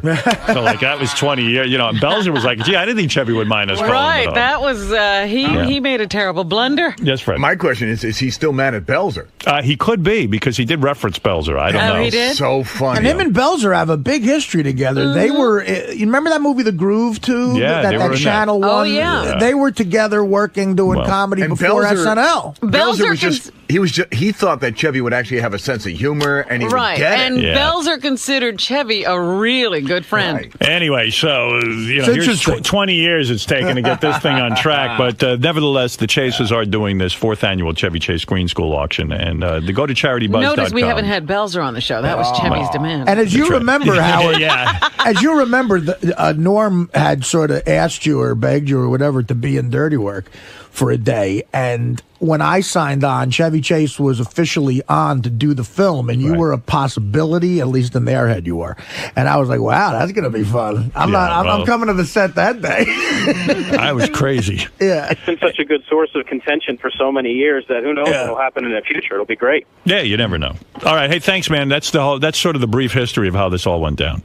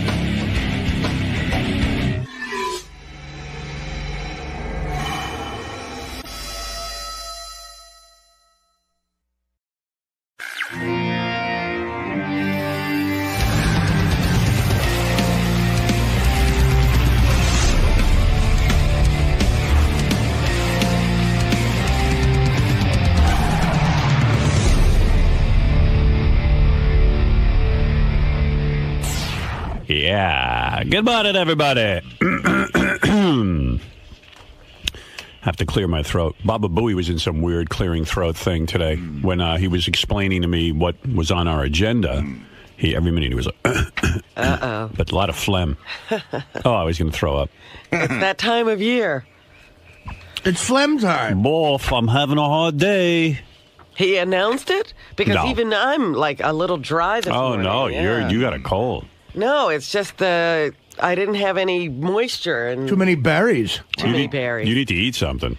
Too many berries. You need to eat a bird Have or a sandwich. Yeah, if I eat a piece of chicken, this will go away. you need to eat a fish or something. You need Some sort of animal. Something living. You need a squirrel. roast beef and provolone. People are now eating squirrels. Really? Yeah. And I'm sure Richard's dad. Oh, wants I'm sure squirrel. he's eaten lots of things. Roadkill. He told us he had squirrel. Like when we first met Richard, I think he said his father eats squirrels. Is that right? Yeah, I think it's been like a common thing for a while. Well, what happened was there was a warning put out that you shouldn't eat squirrels because, well, my warning would be don't eat them because they're rats. I mean, yeah. With fluffy tails. They look filthy. But they are. But the warning was that they were very toxic, that they were filled with lead. Yeah. And then they Where found... did they pick up lead? Well, that's the funny part of the story. I guess some researchers were seeing if it was safe to eat squirrel. Uh-huh. So they put their guts basically in a blender and blend them up, and they looked around and they saw that there was high levels of lead. What they failed to realize at first was that the blender had lead in it. And so the squirrels are fine to eat. Just want you to know that. Did you guys eat squirrel? Oh, yeah, all the time. Yeah. The guy in the paper said, it doesn't taste like chicken, it tastes like squirrel. It is. I didn't like it. I ate it when I was a kid, and I didn't. It reminds me of rabbit, if you've ever had rabbit. It's kind of similar, like real dark. Well, isn't rabbit supposed to be like a French delicacy, though? Don't is that true? Yeah, but a lot of Howard, I don't know. I've never been to Jean Georges. Yeah. One guy said that he enjoys the leg of the squirrel, the hind leg. Ooh. That's the best part? Yeah. Well, that would be the most muscular. Yeah, your dad, like, he knows no fear. Like, he'll eat anything that lives. Well, the town that he grew up in, he introduced squirrels to that area. He made squirrel raviolis. Well, I guess he What does he mean he introduced He caught a squirrel. I guess never heard of squirrel before? Well, no, there were no squirrels in this town he grew up in. He was a squirrel importer. Yeah, he did, really. He got squirrels from, I don't know, out of Missouri or something. Johnny Squirrel Seed. And he brought squirrels into this town, and they started reproducing. And in a few years, he said they were everywhere, and that's when they started hunting them. So your father's the direct opposite of St. Patrick. He marched the rats into a town. Yeah. Wow. I don't think there are going to be any statues erected to him. I can't imagine. Dang. I cannot imagine eating a squirrel. Look, I mean, if I was had really hungry, I'd eat anything, But in New York City and stuff, they're kind of like you see them in Central Park, and they're real cute and stuff. But out in the wild, you just see them running around in trees. They're more kind of like wild animals out there. How many do you have to kill to put together a decent meal? I would think you'd have to eat like 6 or 7 of them. 70. Well, I mean, I'll take if 2 you're, squirrels. if you're 70 like makes Artie, a nice squirrel salad. How many do you have to kill to eat for 2? Probably 2 or 3. Oh, really? I'd say 1 squirrel per person. You can get that much meat off of a squirrel? Yeah.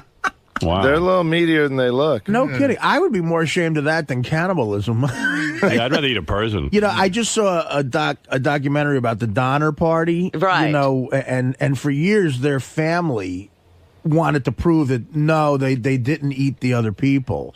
And supposedly one of the women who was a descendant of one of the ones who survived said, "Oh no, now scientists have proven that we didn't eat other people. My great-grandfather didn't eat another person. But to me, I'd rather eat another person than a squirrel." Right. Isn't it What really were they hard? eating? Isn't it really hard to kill a squirrel? Like, I mean, to actually take your rifle and hit it? Have you ever shot one?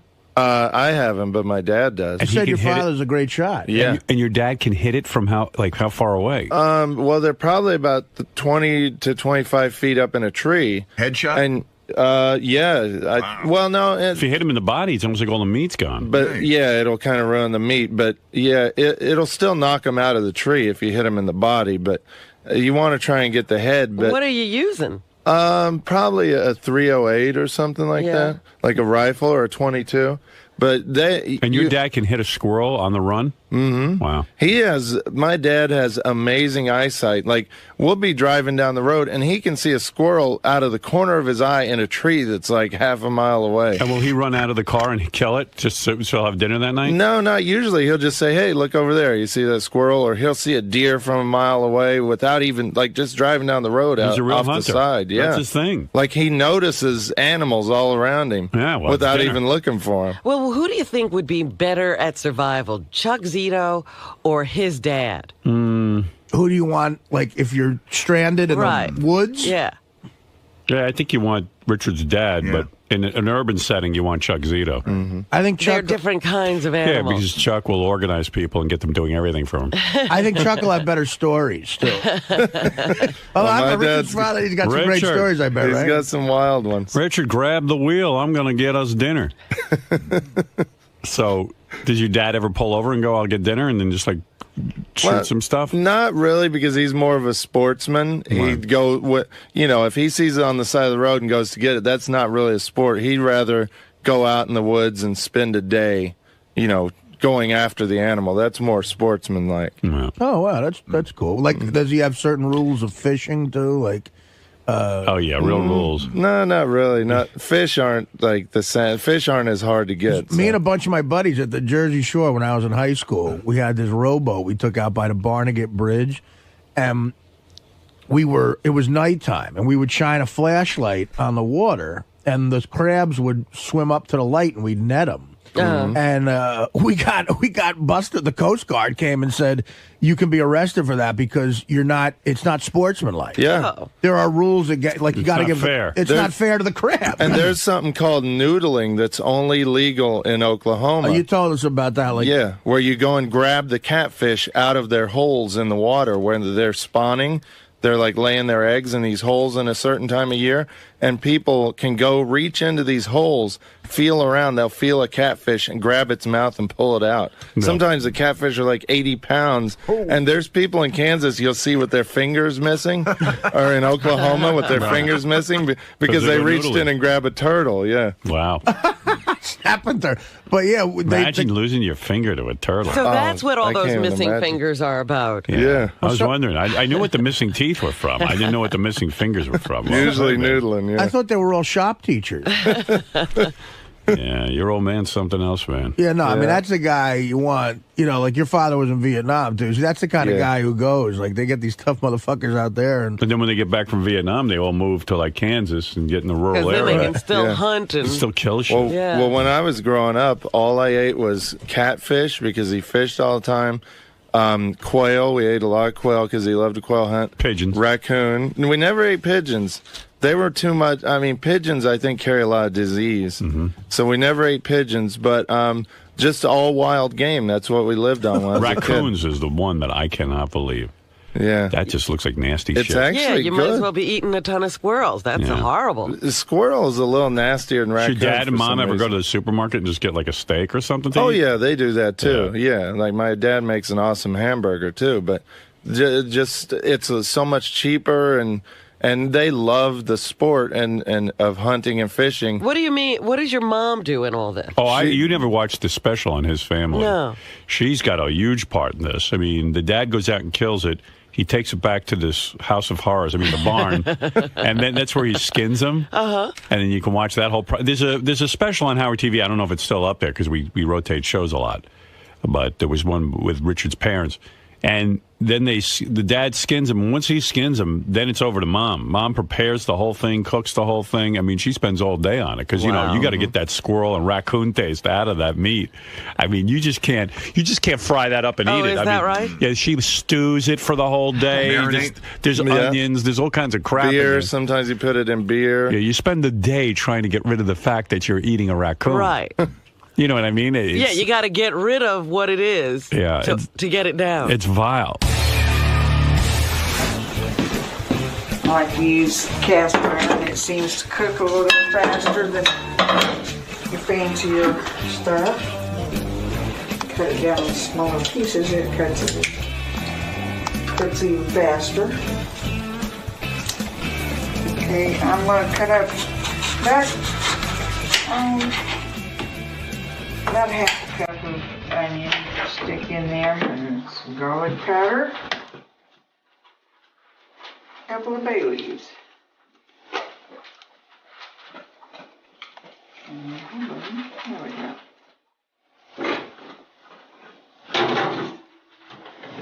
And it's set on 400, and it'll take about an hour for everything. Wrapped up some potatoes and my baked beans.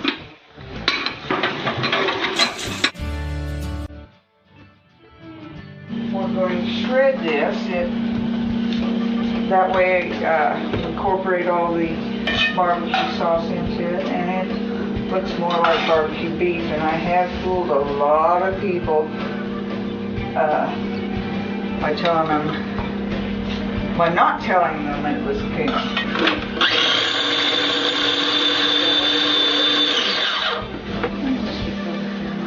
Hot with barbecue sauce. It's nice and spicy. Get it all warmed up and just add that to it. sauce already heated, so shouldn't be much longer.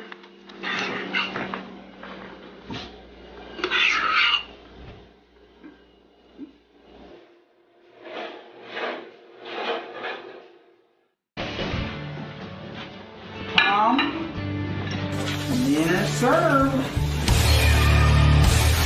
But when you think about it, like how but you got to do it. How is a chicken that much different than a raccoon? You want to know something? It really isn't. It's a bird. You're eating a bird. Yeah. Every time I say that, I'm going to throw up. Yeah, you guys are eating birds now. Like chickens actually. I don't do it anymore. Chickens actually probably eat as much junk and gross stuff as raccoons. It's all It's all when you think about what we're doing, like something with a face and eyes, and we're eating. And it's hard sometimes growing up on a farm because we have pet chickens. Like we had one named Shithead, and we had chickens that are tamer that we won't eat, but it's still hard when you get attached to a chicken and then you're eating chicken that And I'm night. sure you've eaten a lot of Shithead's friends. Yeah, that's weird, making one a pet and then eating the other ones. Well, when I was a kid, we had a calf that was my pet for about a year. And then what? Then he had to go bye-bye and go to the... But did you beg your dad not to eat him? I didn't beg, but I cried like when we put him in the trailer to take him away. And what'd you like? That's pathetic and heartbreaking. Right. Did your dad like respond at all? Yeah, but did he make you eat it? I did eat it. Yeah. He said to you, "You have to eat it." No, I didn't say I had to, but I just did. That's when you're on a farm, that's kind of part of life. You know, I used to feed all the animals, so I knew I was attached to all the animals. Does it make you sad to think about that? It you does. Eat all your little friends. Yeah. Makes me sad that a calf is pretty evolved. You know, they can even follow commands, and they can they think kind of like my dog. We'll say to my dog. My dog has a bed on the other side of the apartment because she snores. And I go, Bianca, go to bed now, and I'll get you in the morning. And she gets up, and she walks over to her bed. I mean, she's pretty evolved. And now evolved. you're going to eat her? That's what I mean. Like, doesn't the calf, even respond to somebody? Like, when the calf would see you, would it get excited? It would come over to me, and I could pet it, and I would go out in the field and see it. But when we bought the calf, we bought it specifically for eating.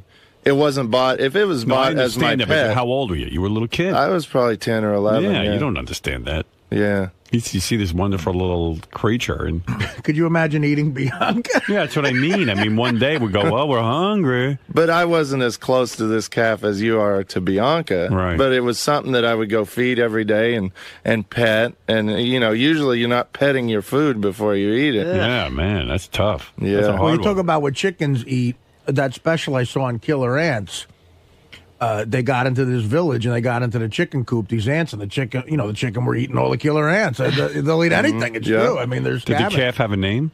I think like Caffey or something. The naming of the animals out there is really crazy. Yeah, you're as bad at naming animals as I was. I had little pets. I told you my frog was Dainty Jainty. See, but that's a little creative. Yeah, but Caffey is really bad. Dainty Jainty isn't much better, but Caffey. We were just lazy when it came to names. I'm going to name, what is this again? A cow? I want to name him Cowie. And we had, me and my sister. This here's Froggy. Me and my sister were. Yeah, you just put an IE on everything. This is Chicken. Caddy.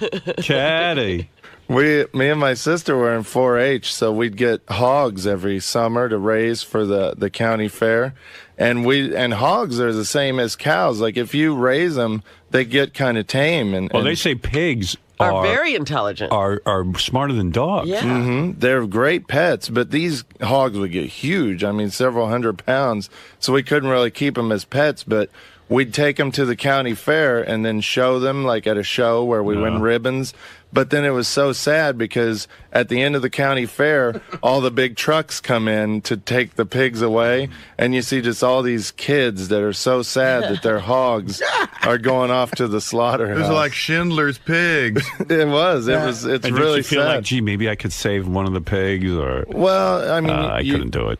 Yeah, I mean, you could probably keep them, but the whole point of doing it was they get a certain age, and it's just time for them to be food. And they're poor people; they need the money or the food. Well, that was it too. That was a big part of our income. Me and my sister would sell these pigs at the county fair.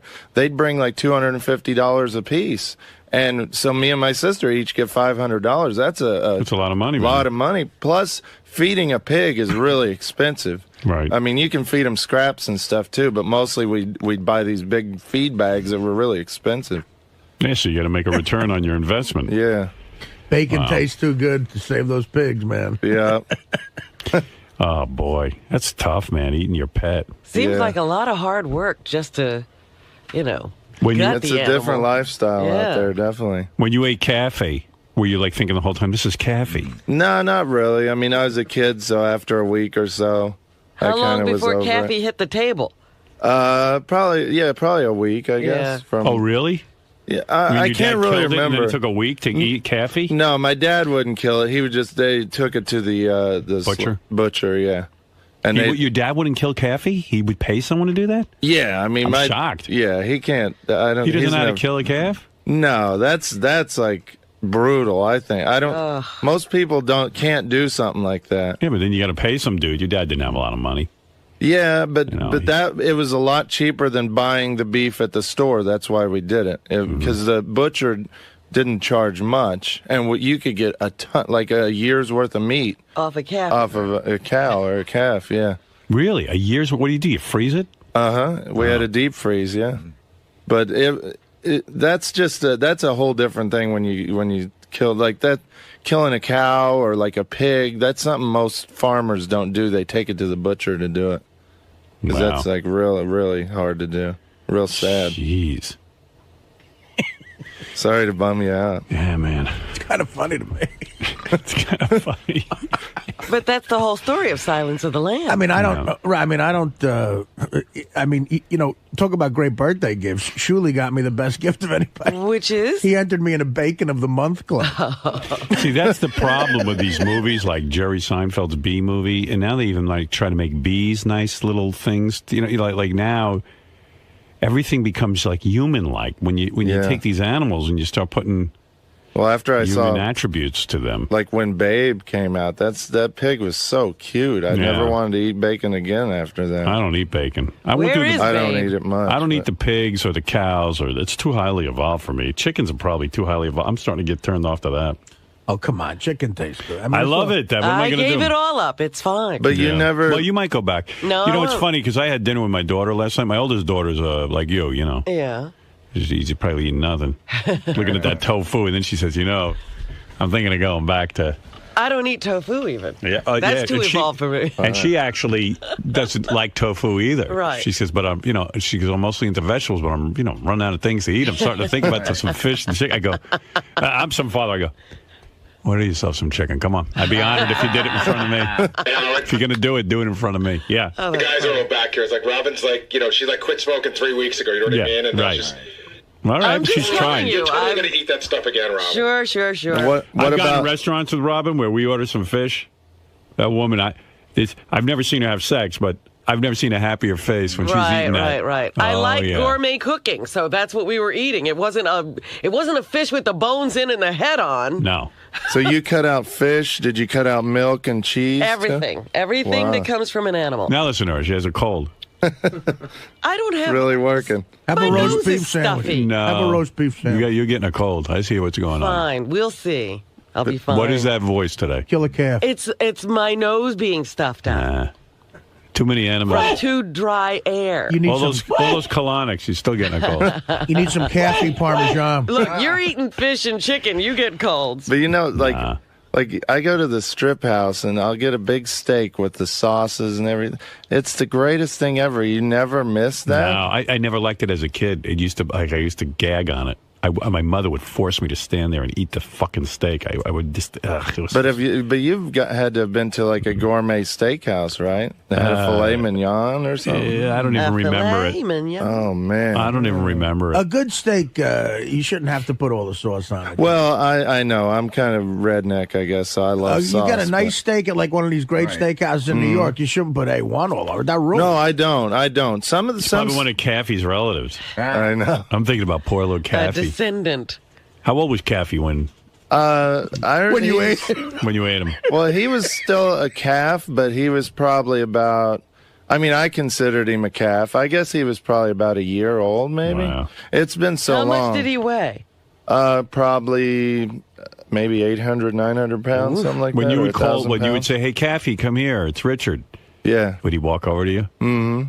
Oh shit! And then he would shit on your foot. And then would he ever lay down on his back or something and help you rub his belly? No, he never was that affectionate. Right. But he would come over and he would. It was really cute. He'd nudge me with his head because he knew I had a feed bucket and stuff. And he mostly was friends with me because I brought him feed. But like dogs. Did you like to scratch him and stuff? Yeah, I would pet him on the head while he was eating, and he'd wag his tail. Kiss him. I never did any of that kind of stuff. Boy, when I used to blow Kathy. I can't believe I was blowing my dinner. Kathy, come over here. I got my hip boots on.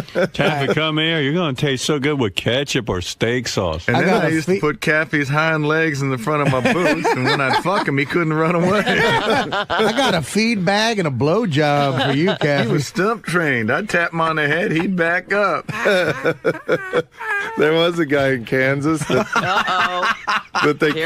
they caught him in a barn hanging upside down, and somehow he was banging a cow while he was hanging it. He had his feet tied to the top of the barn with a rope and hanging upside down banging a cow. Hey, Ned, what you doing? It's called tantric cow sex. Yeah. Was he doing it to crystal meth or something? It must have been. Yeah, there's a lot of crystal meth going on out in Kansas. And you think it makes you screw cows? Well, you know what it is? No, I don't think it. No, that's just a whole nother perversion. But what it is that we all have this image in our minds of the small town and, rural America. And the truth of the matter is that a lot of these farms are an economic disaster, that the families can't support themselves. The kids aren't really, getting up early and doing chores. They're all, they're converting. They're getting up, screwing the cow. Well, they're getting up and converting their barns into crystal meth laboratories. It's an epidemic. A good crop. Yeah, right? Oh, my God. Really? It's a bad epidemic in the Midwest. Yeah. We call them crankster gangsters. You'll see these people, they look like skeletons, and their teeth are black and rotted out. And vampires. They're just obviously on crank, but they don't care. That's where those zombie movies come from. That's vampires. Yeah. I always thought the coolest vampire movie would be, see, if we just followed you around on the farm, and instead of animals, we looked at them as human beings who were in the service of vampires, you'd have the greatest vampire movie. In other words, how did we treat Kathy? Kathy was like somebody we fed and we even talked to and pet and all that other stuff. And then one day we just decide to slaughter them and eat them. Right. Oh, so that would be a real, to see life in a vampire house where they, listen. They have a human farm, you mean? Yeah, and some of the, in fact, they might even like some of the humans and then keep them around as pets. They call them and have them all naked and shit.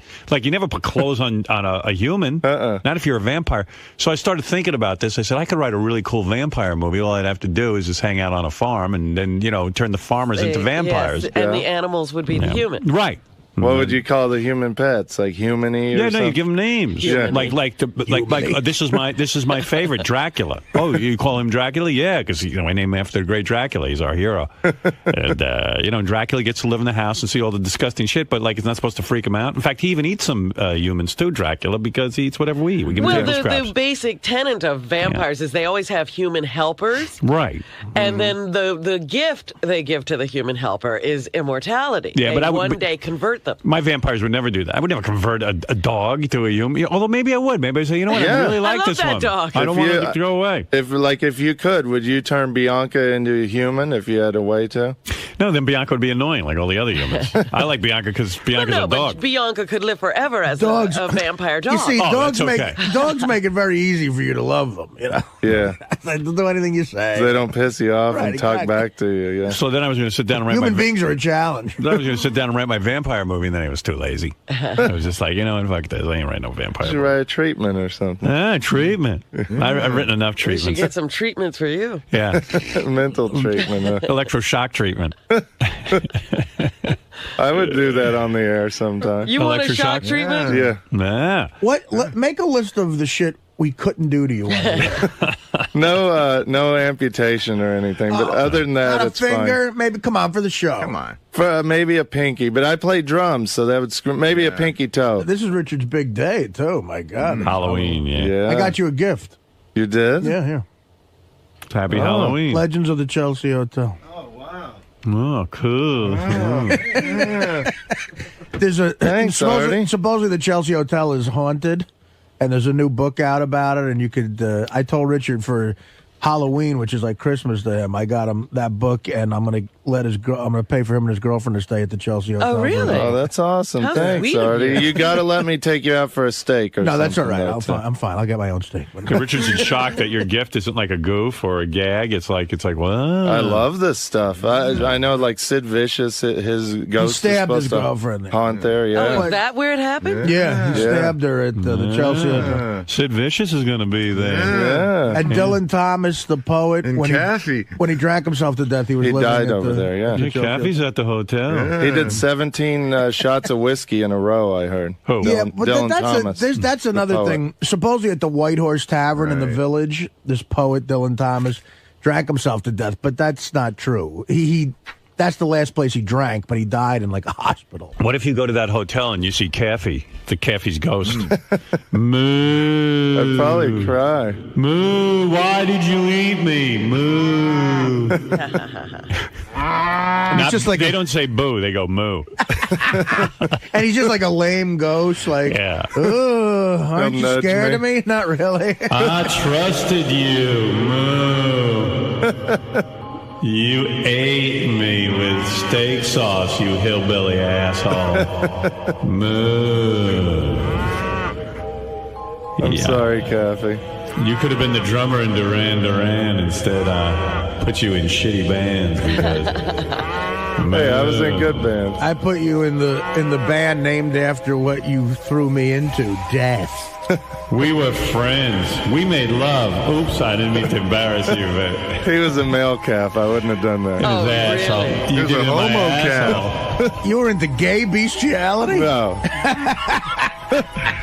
All right. We had a horse named Fred, too. Yeah. Did you eat him? No, he was more of a pet. We couldn't even ride him. He was a little wild, like he didn't like people riding him. So the people sold him to us real cheap because nobody wanted him because they couldn't ride him. But would he pull a plow or something? No, we just literally had him out in our field as a pet. And Why'd you buy him? Because me and my sister wanted a horse, and my parents bought us a horse. I You don't bought understand. a horse you couldn't ride. How'd your dad make money? Selling raccoon meat to black people? No, railroad. He was a railroad. He was. So you didn't have a working farm where you had to plow the fields? No, he was more of a hunter and fisherman, and we had like a garden, and we'd have 1 or 2 cows, but he was mostly, all the income came from the railroad. All right. Thank you. Thank you. Happy Halloween. You too. Thank you. Thanks, Artie. You're welcome, Richard. Thank goodness it's the last day of his favorite month. Richard's getting fat again. Richard, what happened to your karate? And running. And what happened to your gym. running? And you're getting like really fat. I'm getting round like a pumpkin for Halloween. No, I've been keeping up on it, but for the last 3 or 4 weeks for Halloween, I really kicked up my candy eating, and I've just been really slacking on. I haven't been working out as much because I watch horror movies instead. Can I tell you something? Yeah. I'm keeping an eye on him. This didn't happen in 3 weeks. Yeah, I know.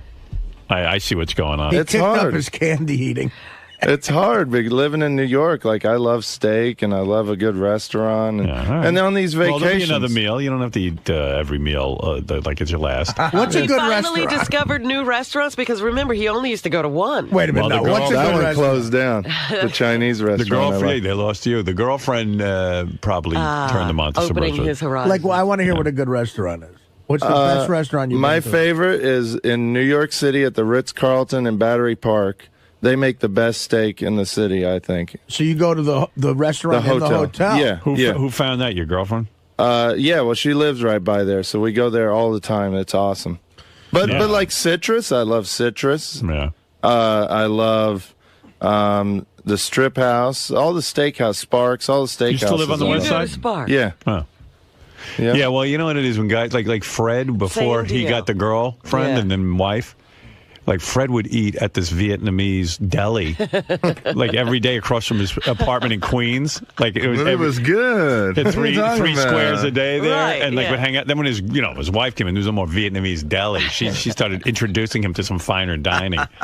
That's Well, true. Thank goodness for these women. So guys can just eat at the same fucking place every day and never complain. That's guys. Yeah. We do that. Yeah, women want a dining experience. Women get fancy. Yeah, but my girlfriend loves Papa John's pizza too. We don't always. Well, that's why you fall in love with these girls, because they broaden your horizons and shit, and then all of a sudden, Some days Papa John's, other days Domino's. Then you get used to that lifestyle of going to different restaurants and stuff. You don't want to go back to just eating at Papa John's every day. And that's how you fuck them over. You're like, hey, I met a hot waitress at the Ritz-Carlton. She gives me free steaks. You brought me here, and I found my wife. Exactly. No, it's all guy waiters there. Ed, you're on the air. Hey, I heard you and your girlfriend just moved in together. Yeah. Oh, really? Is that right? You're living with her now. When did that big decision get made? A couple months ago, but her lease was up November 1st. So. Someone's going to have to kick it up on the showering as well. Yeah, that's true. Yeah, you get to shower every day. Some kind of hygiene. Yeah, she don't want to smell me. So will you shower every day now? Probably, yeah. What does your apartment smell like? Did you have to fumigate it? Oh, man, I have like 10 pumpkin candles in my apartment, and I burn the fragrance oils too, so it smells good. God. It's going to burn down the whole building. Smells like a slaughterhouse. I love like smells, so I got a lot of candles. And stuff. What are you going to be tonight at the Halloween parade? You know, I did my dress up on Saturday at Ross's party. I'm just going to observe tonight. Oh, I see. Yeah, I'm going actually this building. These people I know that are in this building, they're on the 3rd floor, so I can just look down on the parade and watch it. It's Halloween. You're not going to be in a costume, and this is your big holiday. No, I'm more into costume parties. Plus, we got to work tomorrow, so I can't stay out real late and party. So, all right. I think me and Ralph might meet up. Ralph is really into the Halloween parade. Not anymore. Oh, in the parade. Yeah, he's into dressing up. All right. Thank you.